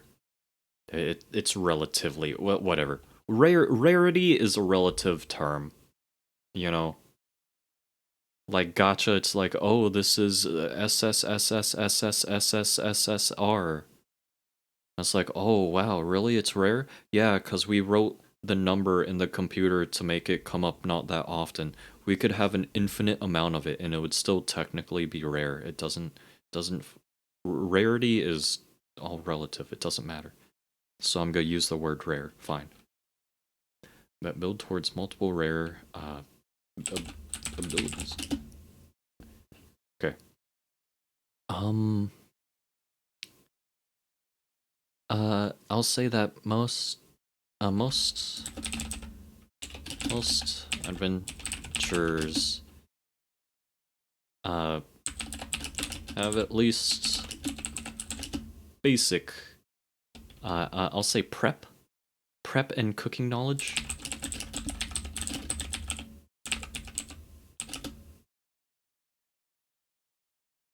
Like how to prepare like a carcass that's being ready to be eaten after they freshly kill it.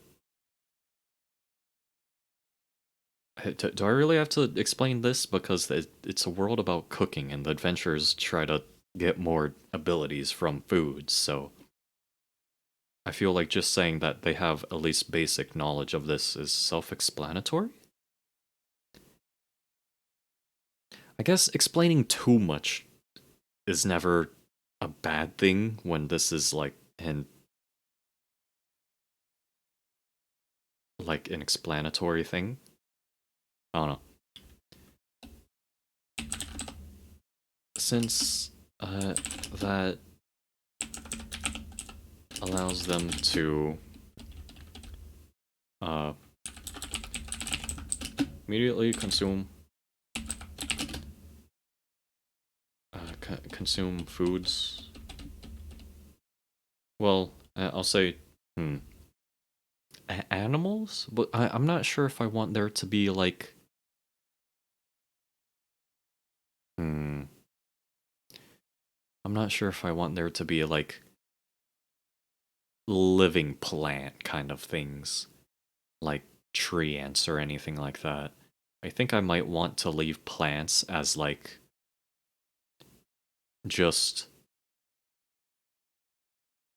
rare things or like in certain areas. I think I just want to leave plants as plants. Yeah, I'll just say immediately consume foods. Uh, uh, well, I'll just say ingredients since, yeah, ingredients after acquiring them. Okay. Uh, so I'll do a line break for that one since, yeah. Um, hmm. Should I make like the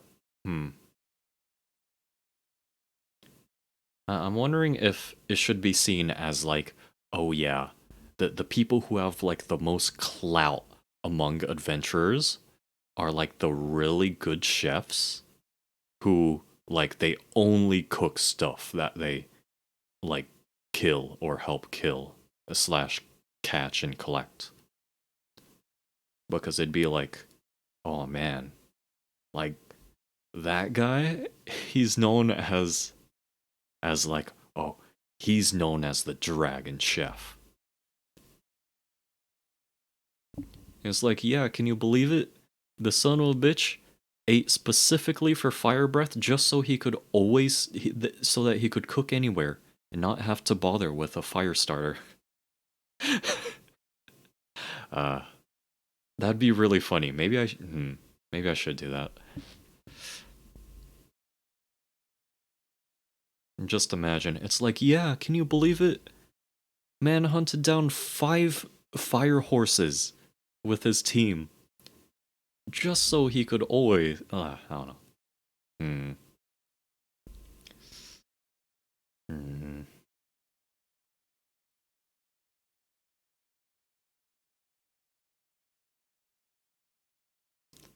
I wonder. I because I really don't know enough about cultivation and like that kind of stuff, Chinese cultivation stuff. Because honestly, I just don't care for it. But I am drawing a lot from it. So, hmm.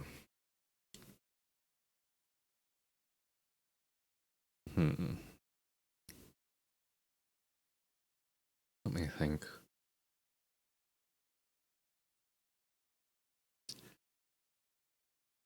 Let me see. These. I'll say these highly priced chefs are almost always. I'll say almost always because there will be a few under the employment of nobles. You know, just like, there are rich people who are like, "Oh man, this really rare thing, I want you to make it taste really good so I can taste it. I want to see how this really rare thing tastes." So I'll say almost. Cuz as long as there's like wealth kind of stuff, it's going to be like that. Although, eh, I did make it so at least people are pretty much yeah, at least I made it so that people are healthy, like no matter what. Up to a certain extent.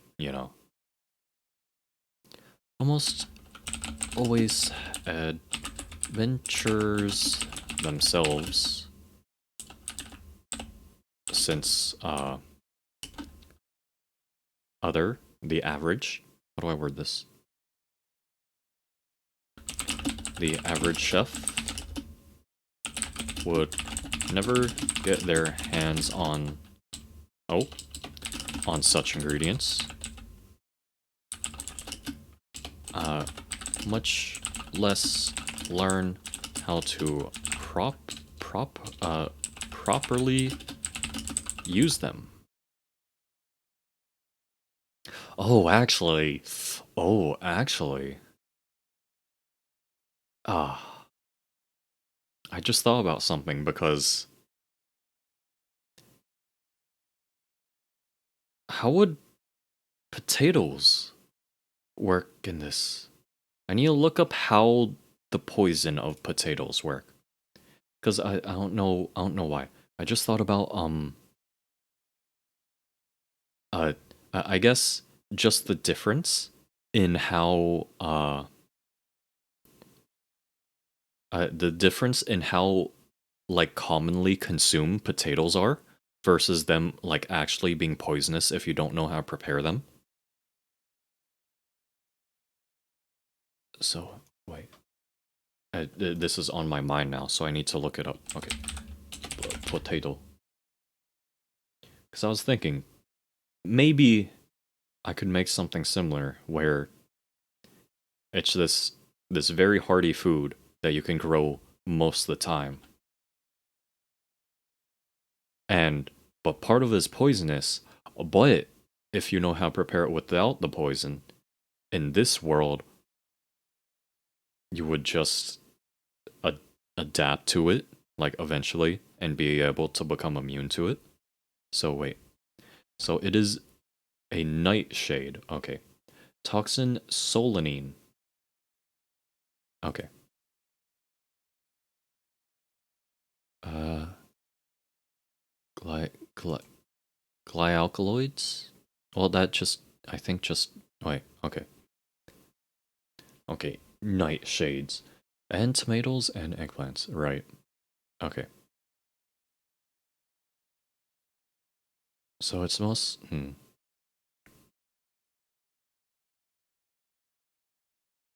So, okay.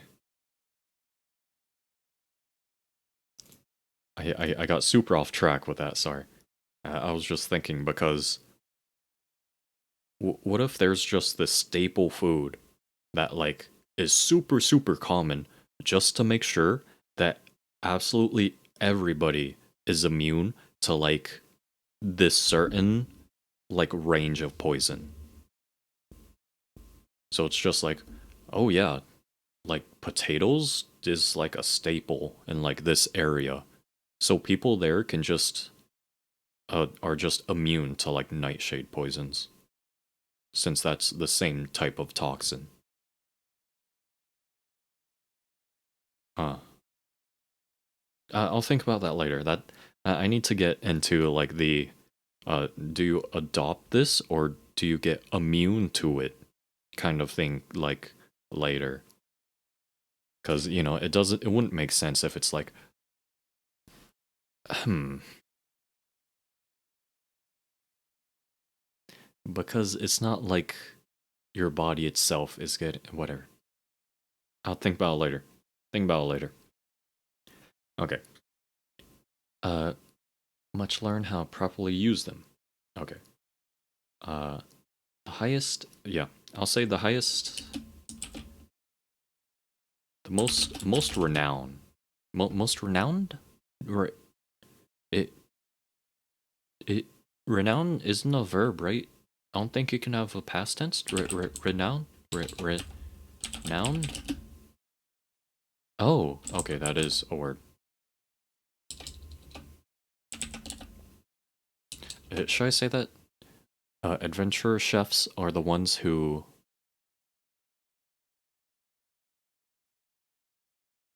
Hmm. I'll say I don't know. I'm really focused on this idea of having um uh of having very powerful adventurer chefs who like always like they only cook their own stuff and that's it. Because just obviously I want chefs to have an important part in this world.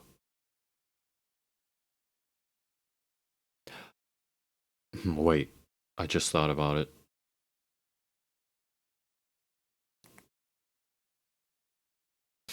No, I don't know if I could fit that. It would be too constricting right now. I was thinking maybe I should put like, oh, there's this philosophy uh among at least humans, I guess, that uh intelligent species cook their food, you know. So, but that would be really constricting if there's something like insect species that don't need to, or if there's say an underwater species that can't cook their food outside of like volcanic vents. So I think, yeah, I should just leave that for now. Um, should I continue the thought of like the super super famous battle chef? They say he carries around a giant titanium wok on his back, just so whenever he's done fighting, he's ready to cook like that. I I do really want something like that. Hmm. Hmm. I just don't know how to word it like in a non-awkward way. So let me think. Um, the the big famous adventure chefs. Hmm. Uh, hmm.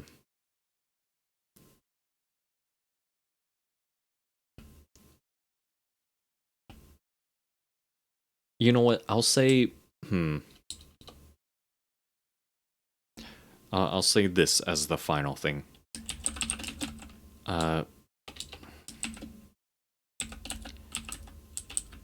Adventurers say that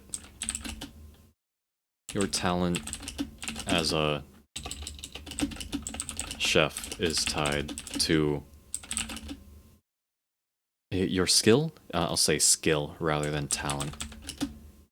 Talent implies that it's not something that can be gained.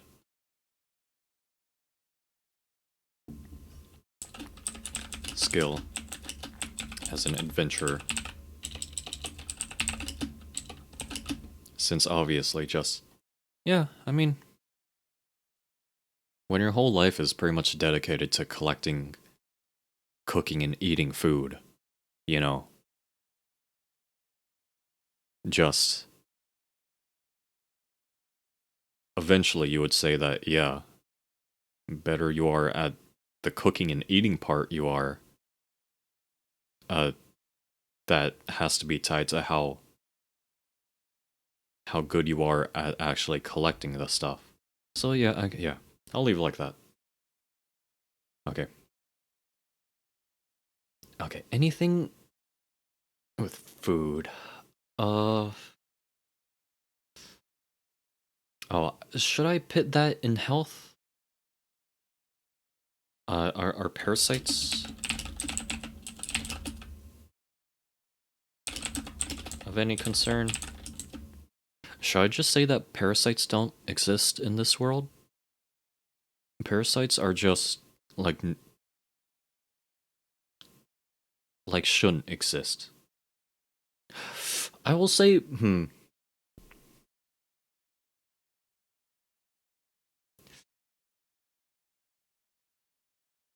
Okay, I'll say naturally occurring parasites do not naturally occur.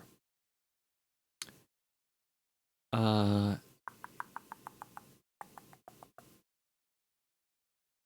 um,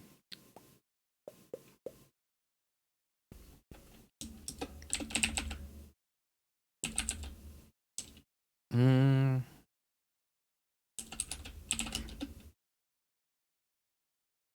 because I'm thinking.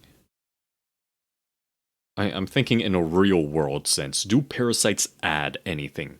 Do they do anything important? Let me see. Let me see if there's anything like actually anything actually any parasite that's actually significant. You know,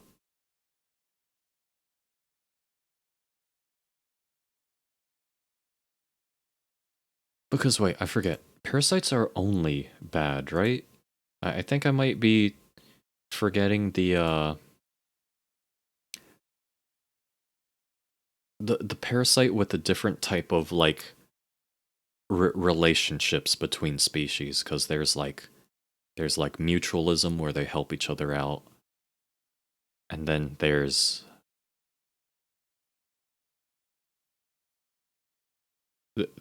like cleaner wrasse and cleaner shrimp, where like their entire role is just helping things out to get food. Which, does that count as mutualism? Or is it mutual? Wait. I have to look up mutualism now. I'm sorry. Mutualism. Biology. Okay. Uh, okay, yeah. It's just interactions between organisms. Okay. Right. Okay, good. Uh, the okay. So the other two are cooperation, where wait, what? And the other is symbiosis. Okay. I whatever. Okay. So parasitism. Uh, I'm gonna say it's only bad. I'm gonna say it's only bad.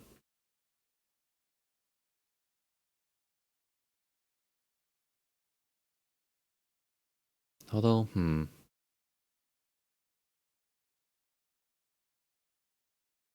should I? Should I address fungus? Is there anything to address about fungus? Because I think they won't cause any sicknesses in people, so I think I will make them purely be detrivores. Like they only break down stuff. Like they don't infect people. There's no like cordyceps or anything. So I think, yeah, I think I'll only have mushrooms as a detritivore. I keep, yeah, whatever. Um, so they'll be seen as like a good sign of like, oh, nature is reclaiming like whatever died. Yeah, sure. Actually, mushroom farms. How?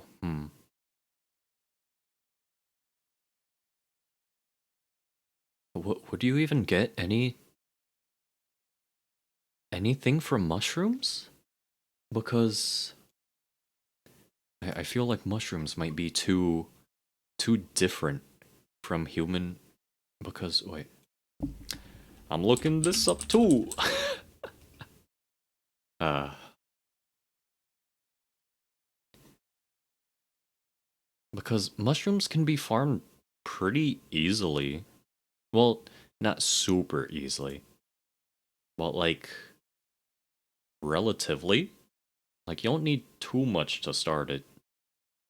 You just need like the mycelium, dirt, and like certain I don't, I don't think it's any harder than making cheese. So, hmm, how do you get anything though? So I don't think real world mushrooms, at least, oh, medicinal mushrooms. There are medicinal, of course there are. I don't know why I even thought about that. Of course. Um, hmm, hmm,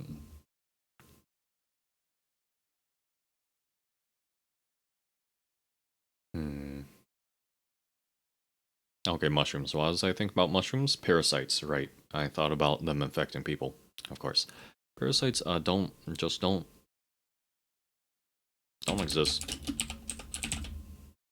Don't exist. Parasites are dumb.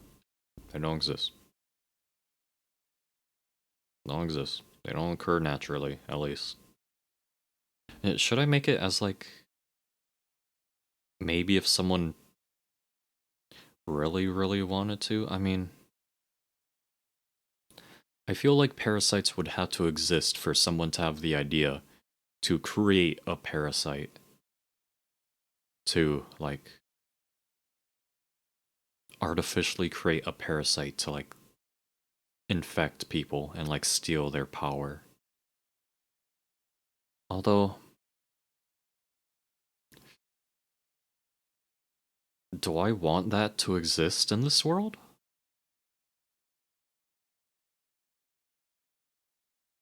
Would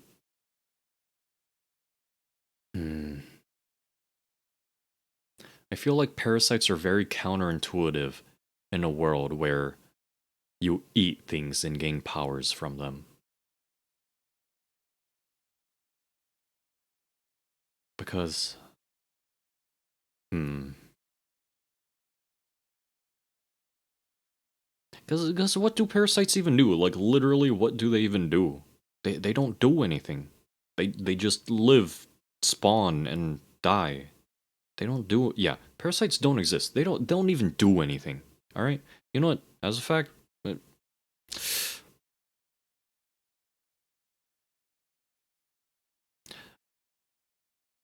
hmm.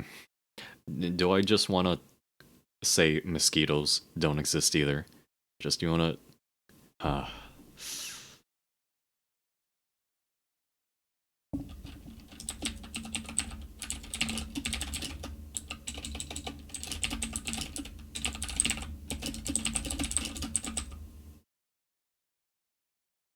They both suck. I didn't even mean that pun. That means I gotta leave it in. That means I have to leave it in. That I did the mosquito suck pun on complete accident, so I have to leave it in. All right. Yeah, because they don't really. I mean, I'll leave in other blood sucking things like what loaches, lamprey, and like vampire bats. But just mosquitoes specifically are are an organism that shouldn't exist. So they won't exist here. Um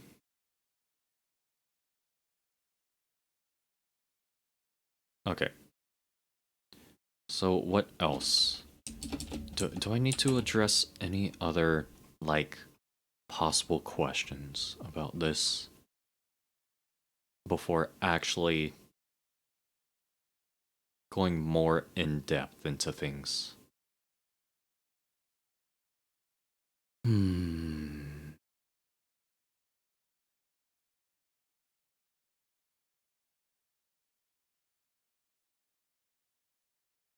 Uh, I'll say that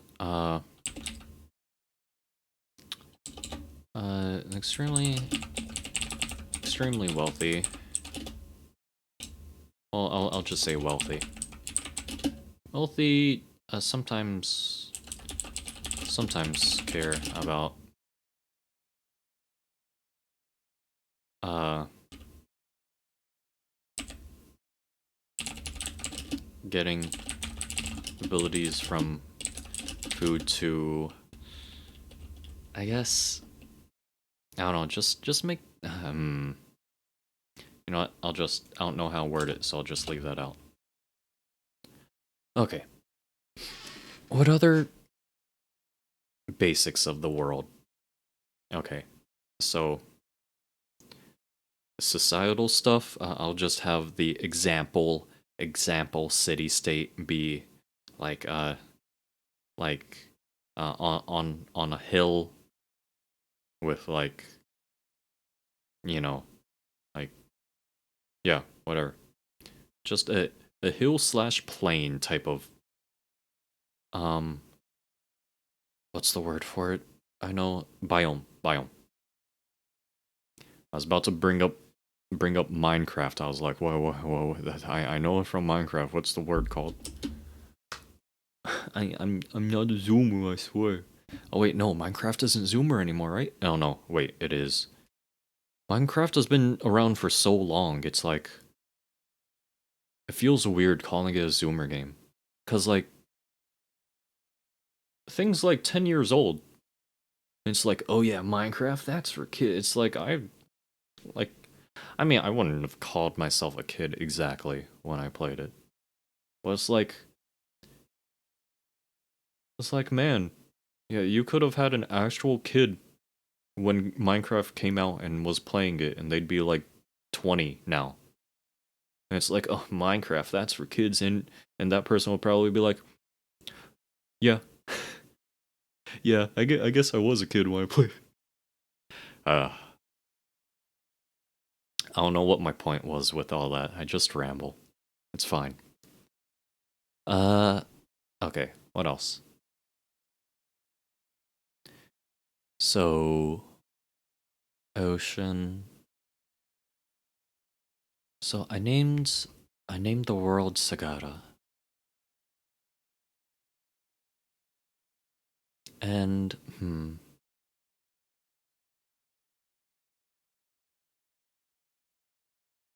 so let's see. Let me think. Hmm. So food chain, I feel like that's too specific and to answer as a general question. Food chain will be largely similar to how it is on Earth. Of course, I'm gonna have like other stuff thrown in. Um, let me think.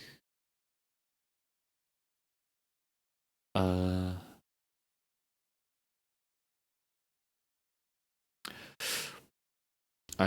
wait. I was thinking maybe maybe extremely strong people with a lot of powers have to be cremated after they die, just so it's.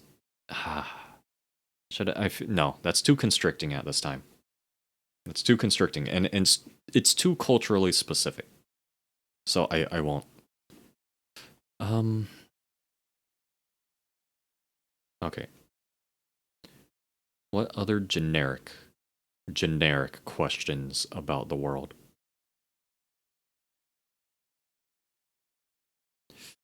Uh.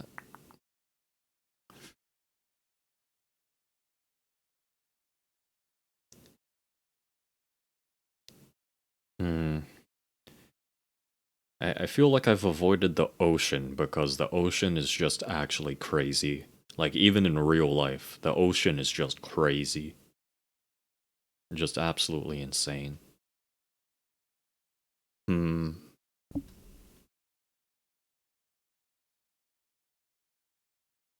Hmm. Maybe let me think of more stuff from Chinese mythology then. Um.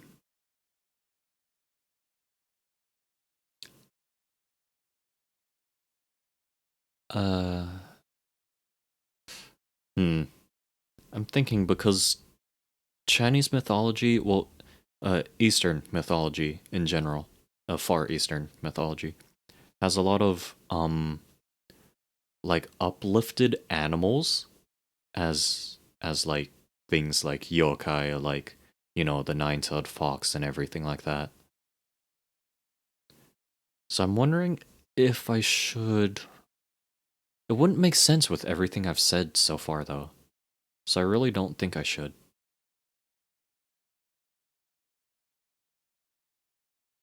But the thing, hmm.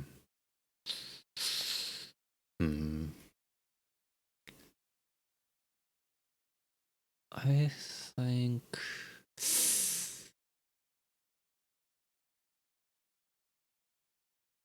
No, I'll leave it like that. If I want to make intelligent animal races, I'll make it make sense with like different regions and like the biomes they live in. Yes. Okay.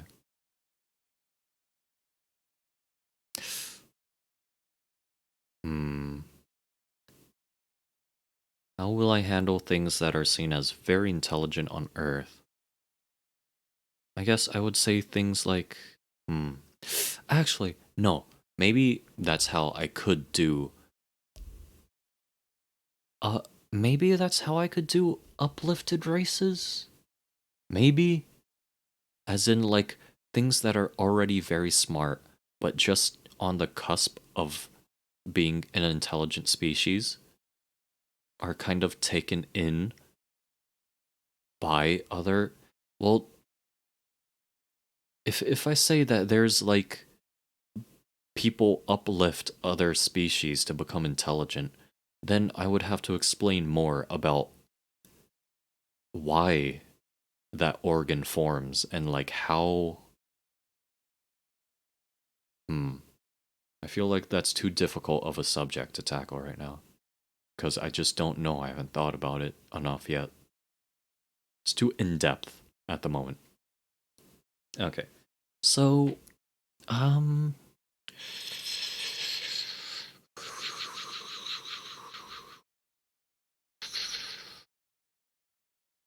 Hmm.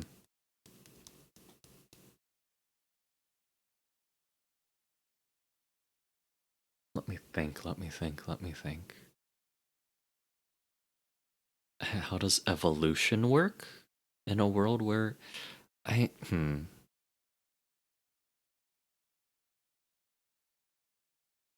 guess I feel like that's also too in depth right now because I really don't know. I guess that's it. Just 10. I'll just do 10. All right. All right. I have just questions about the world that I've answered, and I've uh don't really know where to go from here. So does this mean I should go more in depth about how the world works, or should I start creating the actual world? I think it'd probably be better to go more in depth first. Because if I start creating the world, then I'd get stumbled on like deeper stuff and then have to go back to that. So I think that would probably be better. Okay. So let me do that. Okay, so this section will be uh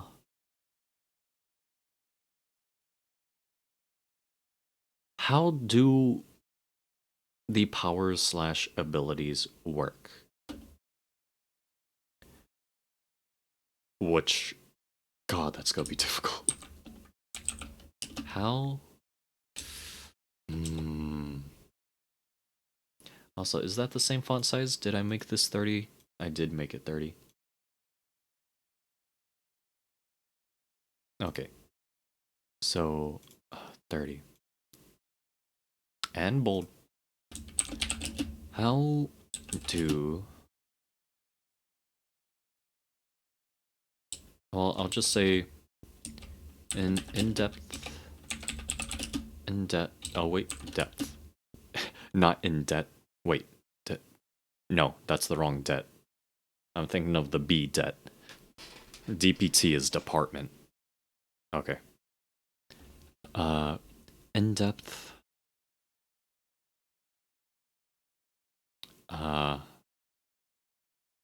powers, skills, abilities,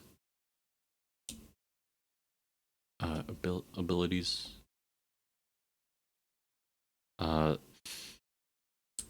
well, I'll just say powers and abilities. Fine. Oh, wait. I messed it up.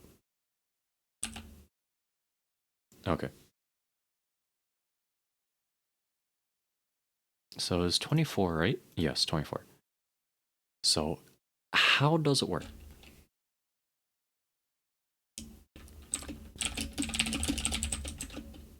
How does it work? So, already established the rough stuff of it earlier.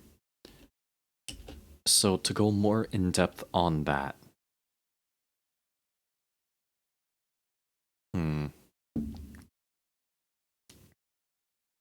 Okay. So, intelligent species, already talked about that and how much they have to eat. So how... Okay, just how does it work? So, this is also kind of really, really gamey. Like, gamified. I kind of want there to be, like, different tiers of abilities. But I also kind of don't want to do that. Maybe I would do things like,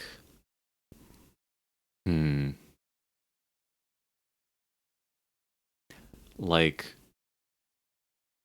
basic, advanced, and then something, where basic would just be like very, very simple physiological changes. That's a word, right? Yeah, physiological. So like just stuff like, oh, if you uh eat a lot of uh I don't know, slime. I'll just use slime. It's the staple fantasy creature. If you eat a bunch of slime, like, oh, uh, your skin will become more elastic, and that'll be one of the very basic abilities. But then advanced. No, I know how to do it. External, then internal, and then like very advanced internal, like growing new organs or things like that. So something like getting sharper sharper and tougher nails would be a simple external, but a basic external. But growing claws would be an advanced external. But then getting venom glands or something for those claws would also be advanced internal. While basic internal stuff would be like, I guess again for slime, like, oh, your joints are a lot more flexible. And then advanced internal for that would be like, your bones are somewhat flexible now, can somewhat flex and stretch. Or I guess,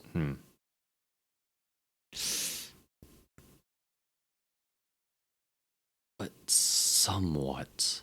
Somewhat is still too unclear. I guess. Hmm. Hmm.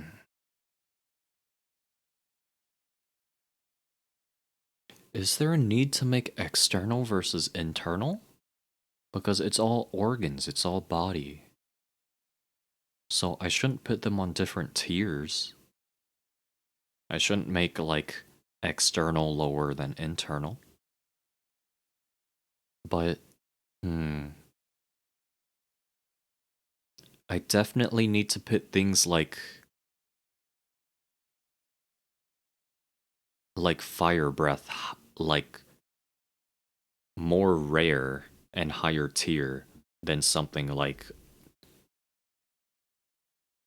a well, what are the screaming plants called again? Those, like being able to scream like those. Hmm. Hmm. So how do I tier these?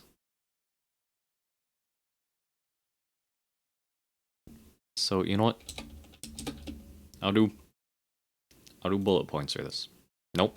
Did it again. Okay. So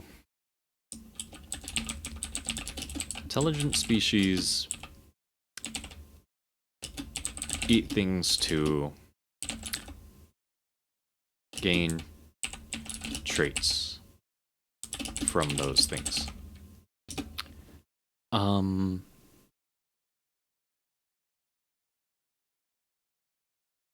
although one I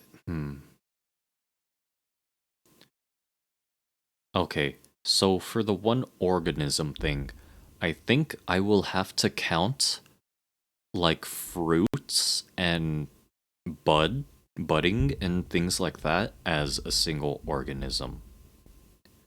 Because I was thinking about fungi, and technically the actual mushrooms that you pick are more or less just fruit, because the actual like living thing is the mycelium, like a network underground.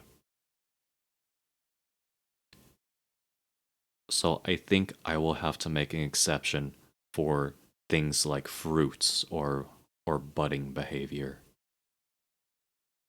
Because that's where the line gets fuzzier between what constitutes as a single organism. Would eggs count? Would eggs count? Would? Wait a second. Oh no. I've made a lot complicated. A lot more complicated for myself now. Would eggs count?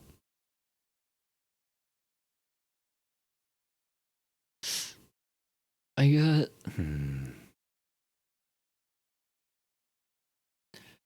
Because I kind of want the traits you get from the organism to be consistent throughout the lifespan of that organism. But does it count as the same organism? Is it if it hasn't been like born yet? If it hasn't even started forming yet? Because very obviously, like physically, there's a difference between an egg and like say a baby chick. So why? You know, I'll just say it. Uh, uh, I'll probably make eggs a separate thing. I'll probably make eggs not count, or it counts an incredibly small amount. So eggs would mostly be for nutrition.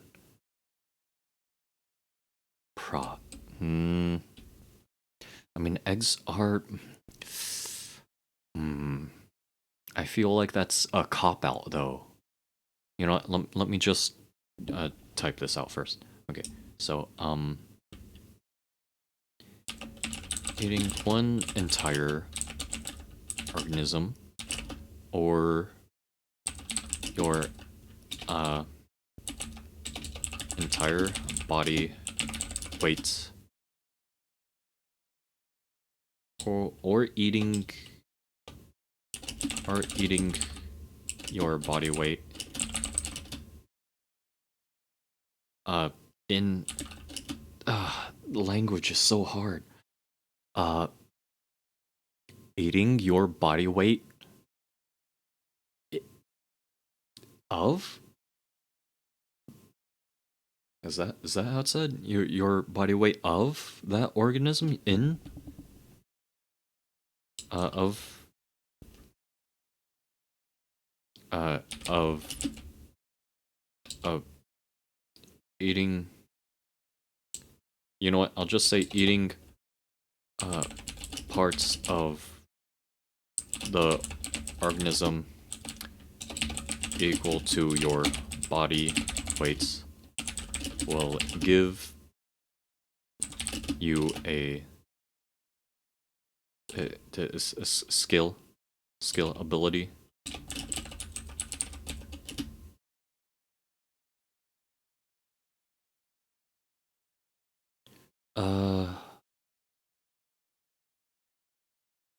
I feel like my mind is really slowing down at this point. Alright, let me think.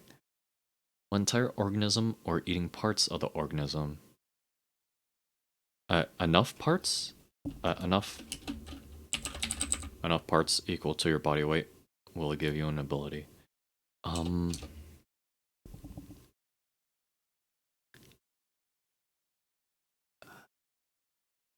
gonna have to start tiering these soon, because I want there to be different rarity things. I don't want there to be equal chances of like someone being able to stretch out their arms from eating a slime versus someone just getting slightly stretchier skin. Or like getting like softer, more moisturized skin. Because that would be dumb for those to be like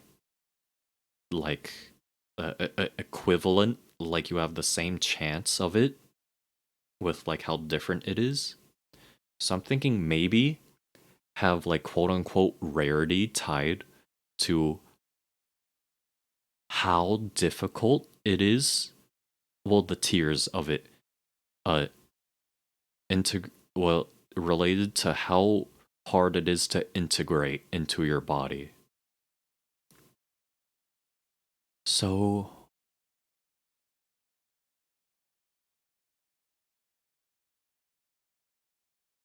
maybe I would just make tiers called basic, advanced, and complex for just, well, maybe not name, but you know what? I'll say 3 tier. Three is a better number than 4 in my opinion. 4 also it's based on Far Eastern stuff. So having it be based on 4 would be pretty unlucky. So okay. So 3 okay, but the tiers. What makes you able to go up a tier? Do you have to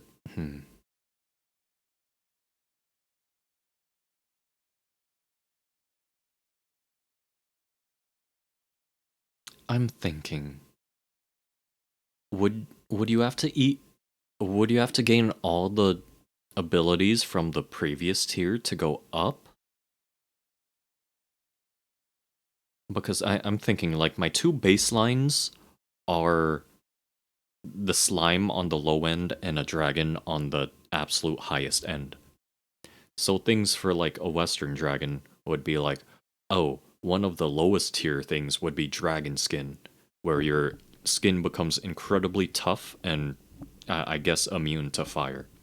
So it's like even though it's the lowest tier, it's still incredibly good. So you would know that the very experienced dragon hunters are that experienced because they would have a much more complex, like integrated things like fire breath, because then it would have to change the insides of their organs and like add a new organ so that they're able to breathe fire. Mm. Ah.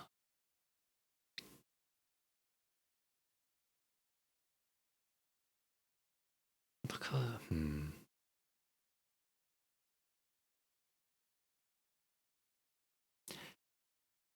Would everything have 3 tiers?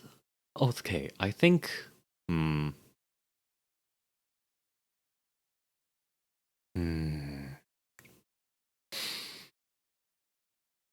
Although no dragons, because you would have to eat your body weight, and because they're so large, you could get a lot of multiple skills from the same dragon, though. So no, I think that's fair balance wise. I think that's fair balance wise because the bigger, more dangerous things would be able to give you more skills than by killing like a single one of them than a single smaller, weaker thing. I think that's fair. I think that okay, yeah. I think that's fine to have it so that you can only move up a tier once you've collected all the skills from the lower one.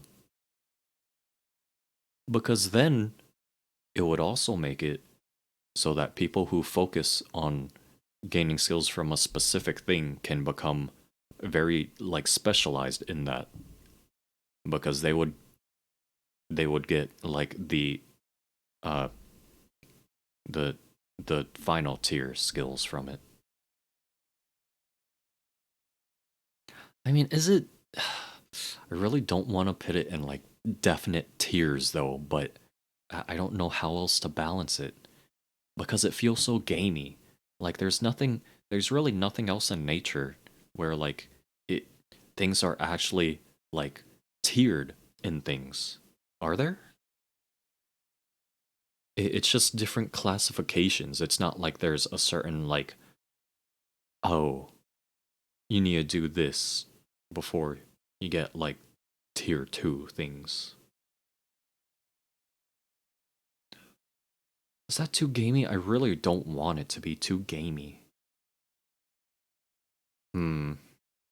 I don't want it to feel so artificial. Uh, hmm. Keep clicking on the wrong thing.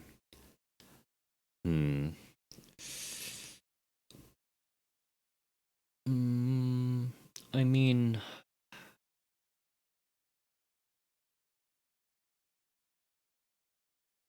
there's the different states of matter, which are very definite, like breakpoints based on temperature, and that's separated into three.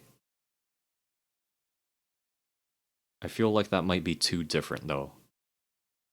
Like, it's not right to use that as a comparison to justify having this split into three. Hmm. Hmm. Three things. Any. Hmm. Okay, what about the body? Or about how the body works? Usually it's split into two or four because of bilateral symmetry in human bodies.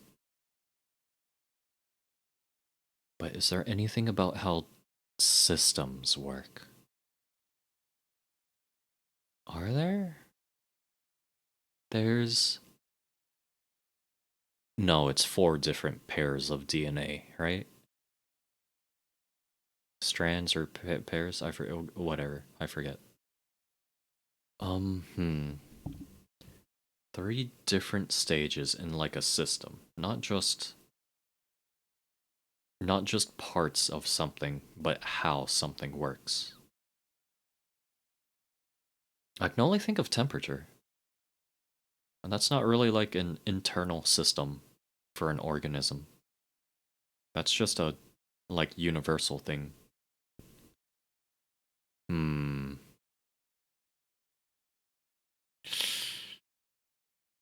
Yeah, I'm thinking usually it's just two. You know what? Skip the number. A different uh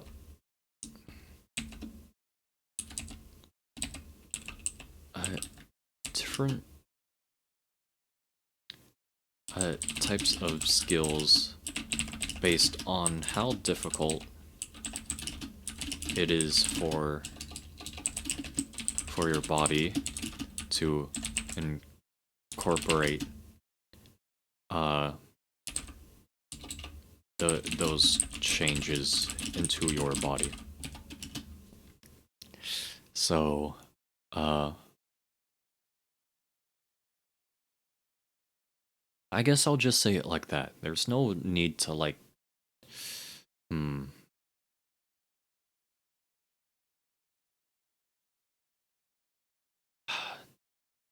have it more on a gradient than like different definite tiers, but then it's like I hmm I can't say that like you have to get because having it on a gradient makes it sound more like it's a definite order in which abilities you get. And I don't want it to be like that. I don't want it to be like a skill tree where like you invest so many points and then you get this. I don't want it to be that predictable. I want it to be predictable within a certain range. I want it to have like hmm.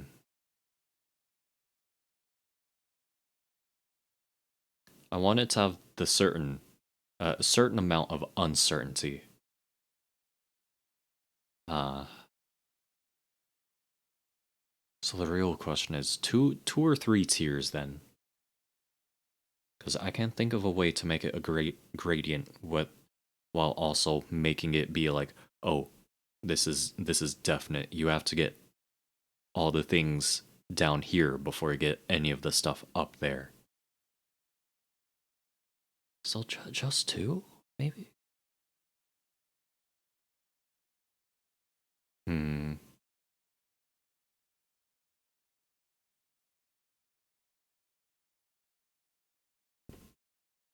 Because maybe. Hmm.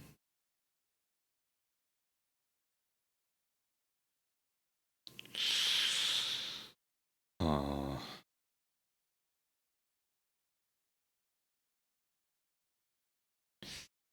oh, wait. No, I have to address this as a question.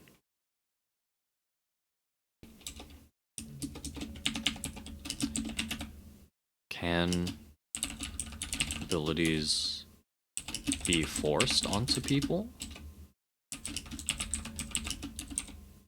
by only feeding them uh, certain foods? Hmm. I I want to say because I don't want people to like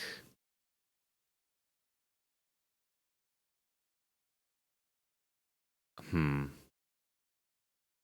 I don't want these powers to be like forced onto people. I don't want that to happen, but I don't know how to explain how to like logically make it that way. Maybe since it's an organ, I can just say um uh people can like consciously uh flush out all of the built up uh energy whatever from it, so they cannot be forced to gain uh skills from certain foods. Maybe. Hmm. Because hmm. Oh no, that is a very big question. That is very important. Hmm.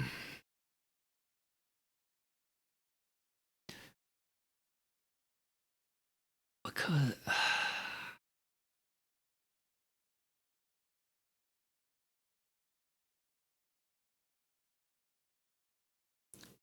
because I want everyone to have at least very, very basic things from very normal animals. But if I make them willing to be able to do it, there's gonna be like some weird people always who are like, no, I'm not gonna. Because should I just make it so that there aren't weird people like that? That civilization has like known about food and how this works for long enough that like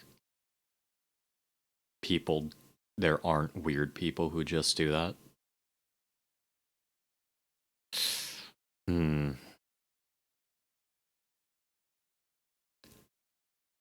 Hmm.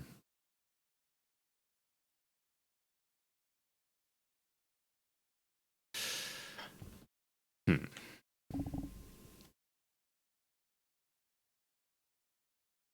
Because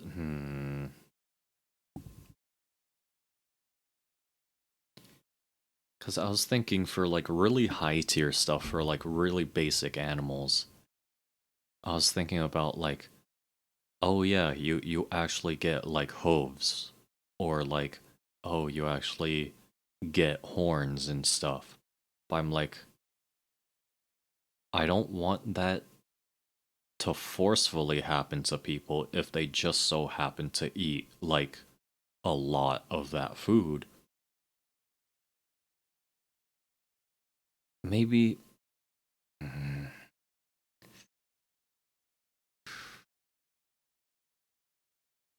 deciding that, I would have to go a lot more into detail about exactly how the organ works and how much energy it needs before like giving someone something. Maybe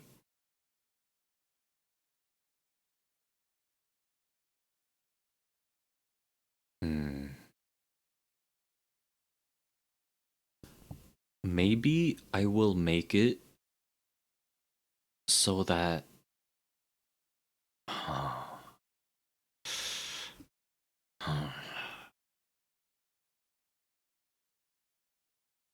maybe I will make it 3 tiers.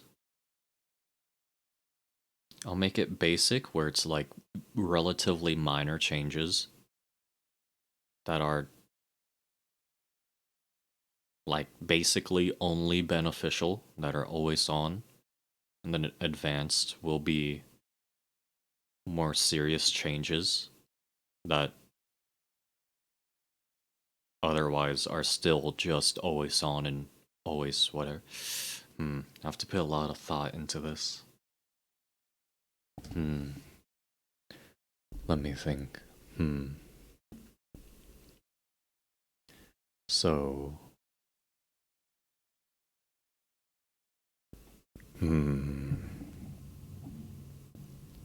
so how exactly would this work?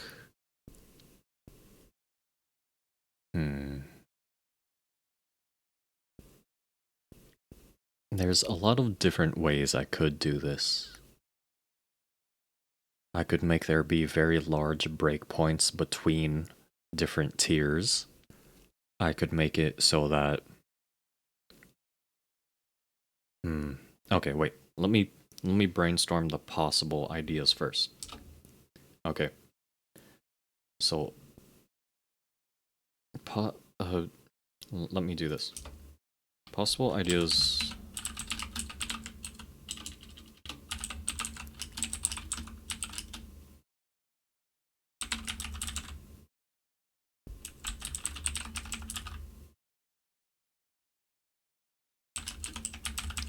Skills works. Okay.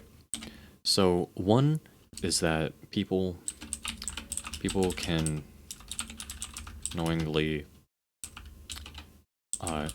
flush out any power build up within them. So pros to this are can have more radical changes.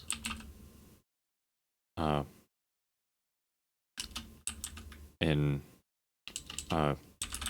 given by abilities. Negative would be... Wait, would this... Okay, it does. Good.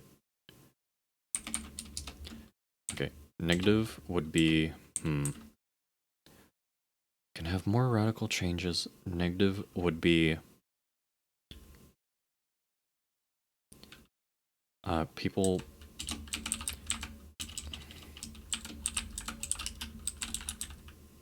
Because, it would just... It'd just be more boring. People having control over... I don't know.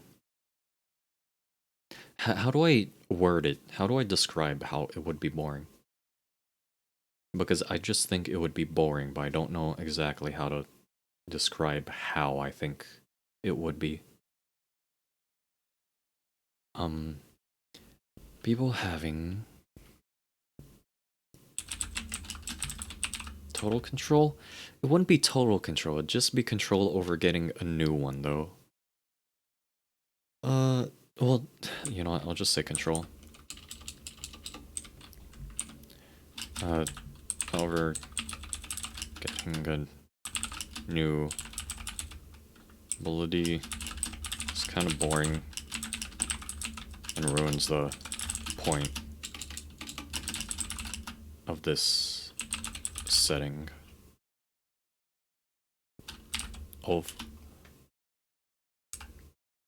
Okay. Another idea would be large point between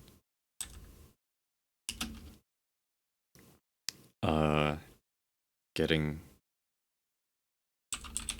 getting basic abilities and complicated. I'll say advanced abilities. So, did I spell that wrong? Did I really? What do you mean? So, plus 1 would be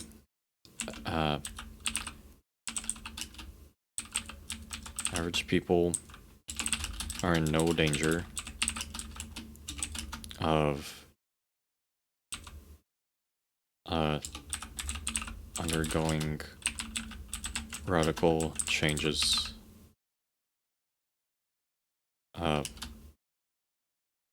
Unwillingly.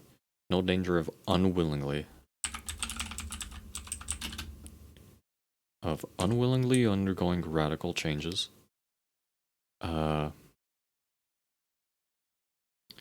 So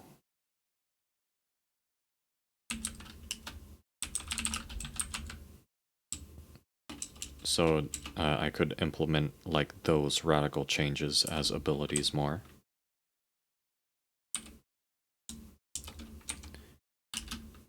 Minus possible for average people to specialize in certain things if they want to. So this one sacrifices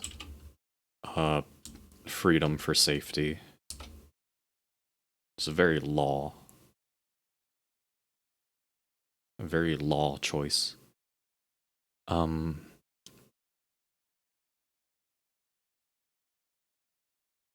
So what's another solution?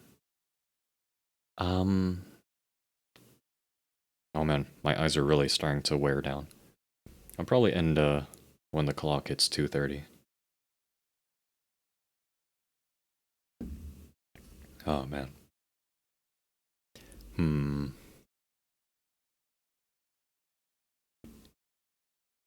Okay, another possibility.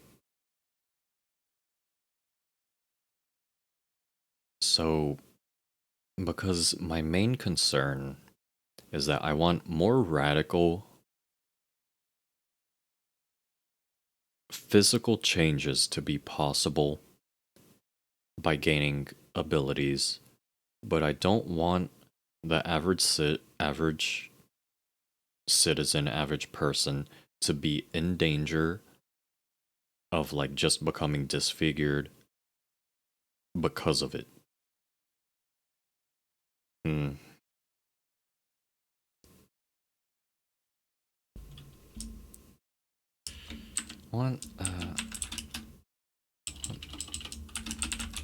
One more radical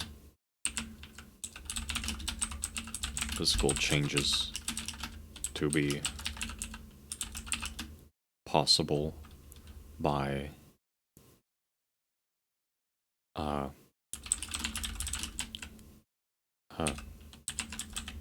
advanced skills.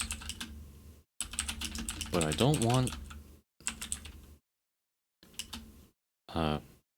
average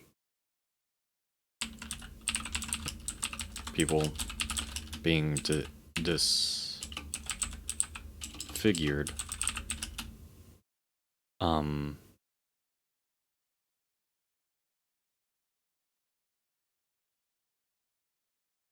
by accidentally gaining a skill. Gaining that skill. Said skill. So, I could make it so anything like that is a transformation that they have to go under. Where, like, it's a form change. Which... Or a form switch. It won't be like Hmm.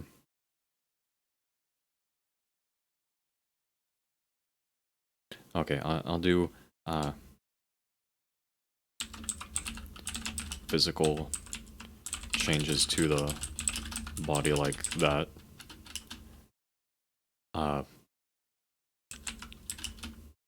Can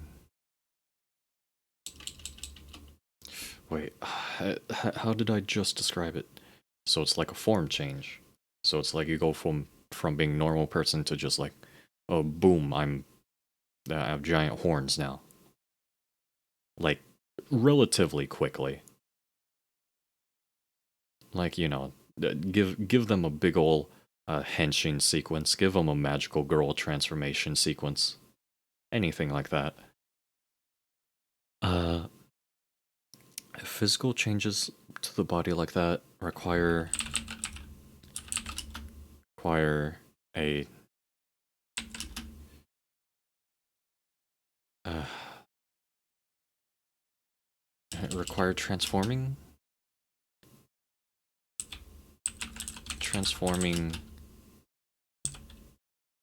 from normal human form to that one with more radical changes. So I think this sounds the best out of them all so far, actually. Because this makes it so that they get the skill. But, you know what? So plus total control over,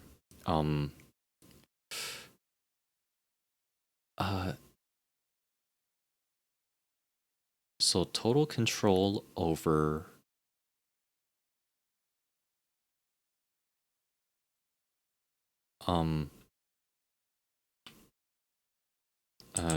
their body and don't have to worry about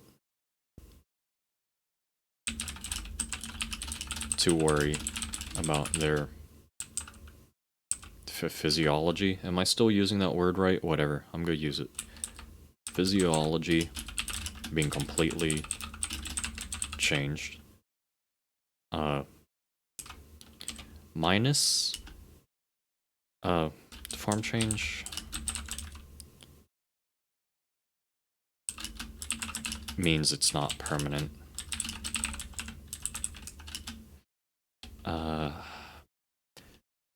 But could I make it? Oh, okay, I'll say, although I could give the option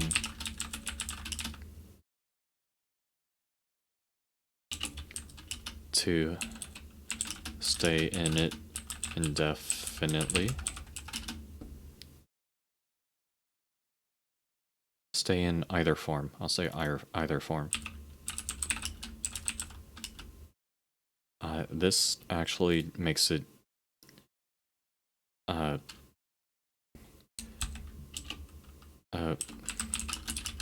very complicated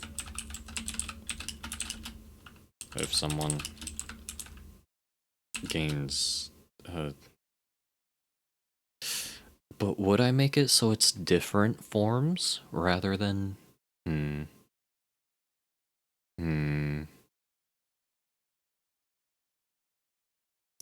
doing the good old big think. Doing the good old big think. Okay, I'll just say make it very complicated if someone gains different forms. I hope that hiccup didn't pick up. Oh wait. That rhymed. Yeah, I hope that hiccup didn't pick up on the mic. Hate these hiccups. Someone gains different forms.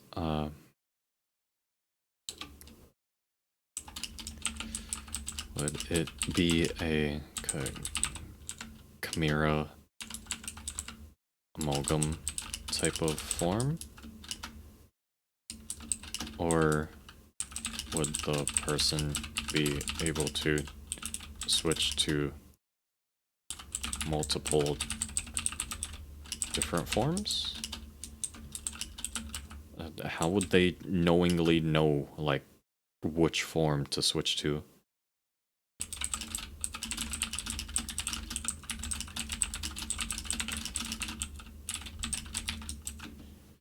Yeah, this seems pretty good, but I would have to answer all of this? And that makes it a lot more complicated than I want it to be. Hmm. Hmm. Hmm.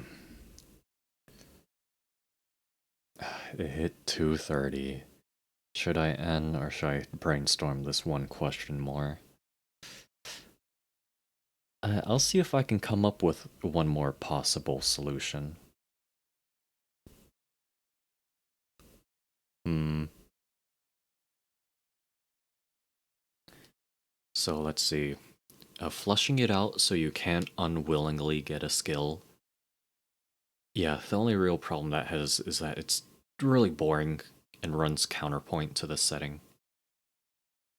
Um, Breakpoint between getting stuff. Yeah, that trades freedom of the individual people for like safety, which sucks. Requiring a form change. Uh, it's the best option for like the people themselves, but I would have to explain like a ton of shit, and it would be really annoying having to do that.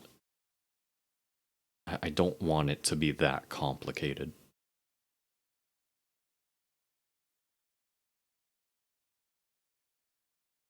Hmm. Although I'm gonna come onto that type of question anyways, because like, oh, what if someone eats a bunch of beef to get cow horns, but what if they also eat a bunch of elk to get elk horns, and a bunch of moose to get moose horns? Do they get all of the horns?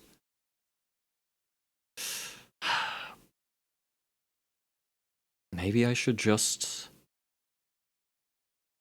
because the thing is, if I want to be able to give people like claws and stuff like that and like new organs so they can breathe fire, there's no logical reason why I should not allow them to have things like horns. So, how do I handle conflicting slash same physical change? Actually, for fire breath and other breaths, it would be a lot more simple because it's just different glands that expel whatever, like not propellant, but like whatever material forces it to be like fire or whatever. So surprisingly, different types of breaths is one of the simpler ones.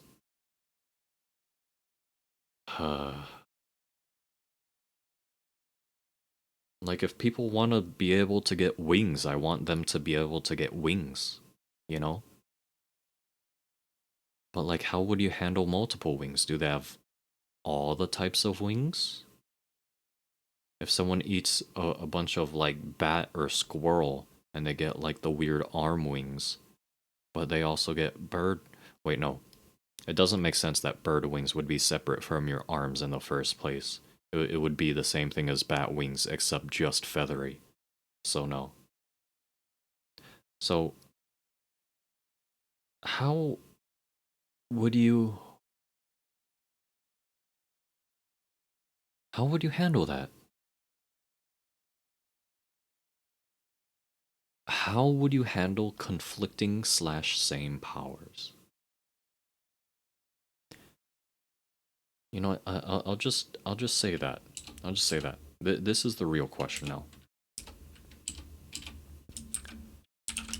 How do I handle one person having conflicting slash same abilities. Example.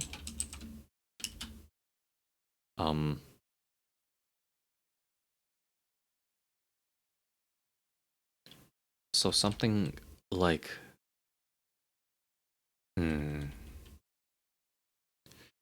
bird, should I do bird wings? Wait, maybe,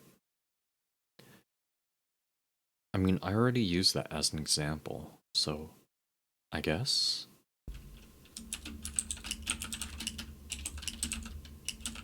Versus squirrel glider. Is that just what's called?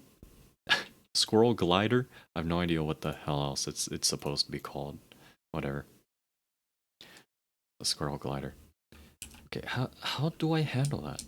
How do I handle that?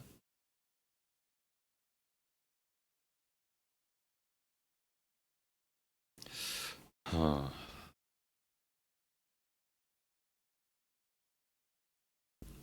You know what? I'll make this thing brainstorm slash problems.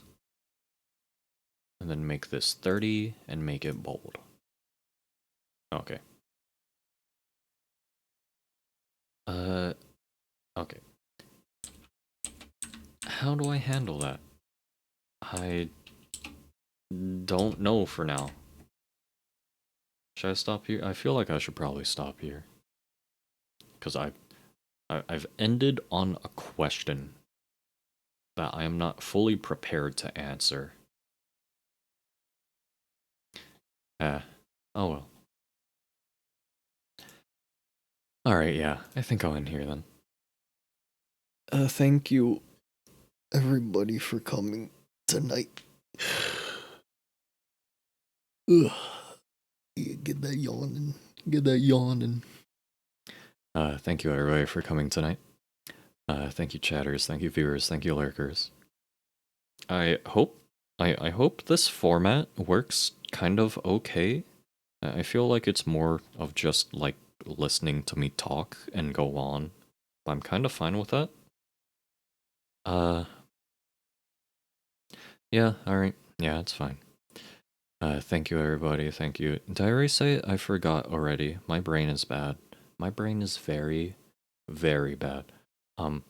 Thank you, chatters. Thank you, viewers. Thank you, lurkers. Hope you enjoyed the stream. And, yeah, good night, everybody. Otsugozu. Goodbye. Hope you, enjoyed just listening to my train of thought stop and start all the time. Goodbye. Goodbye. Good night. Goodbye.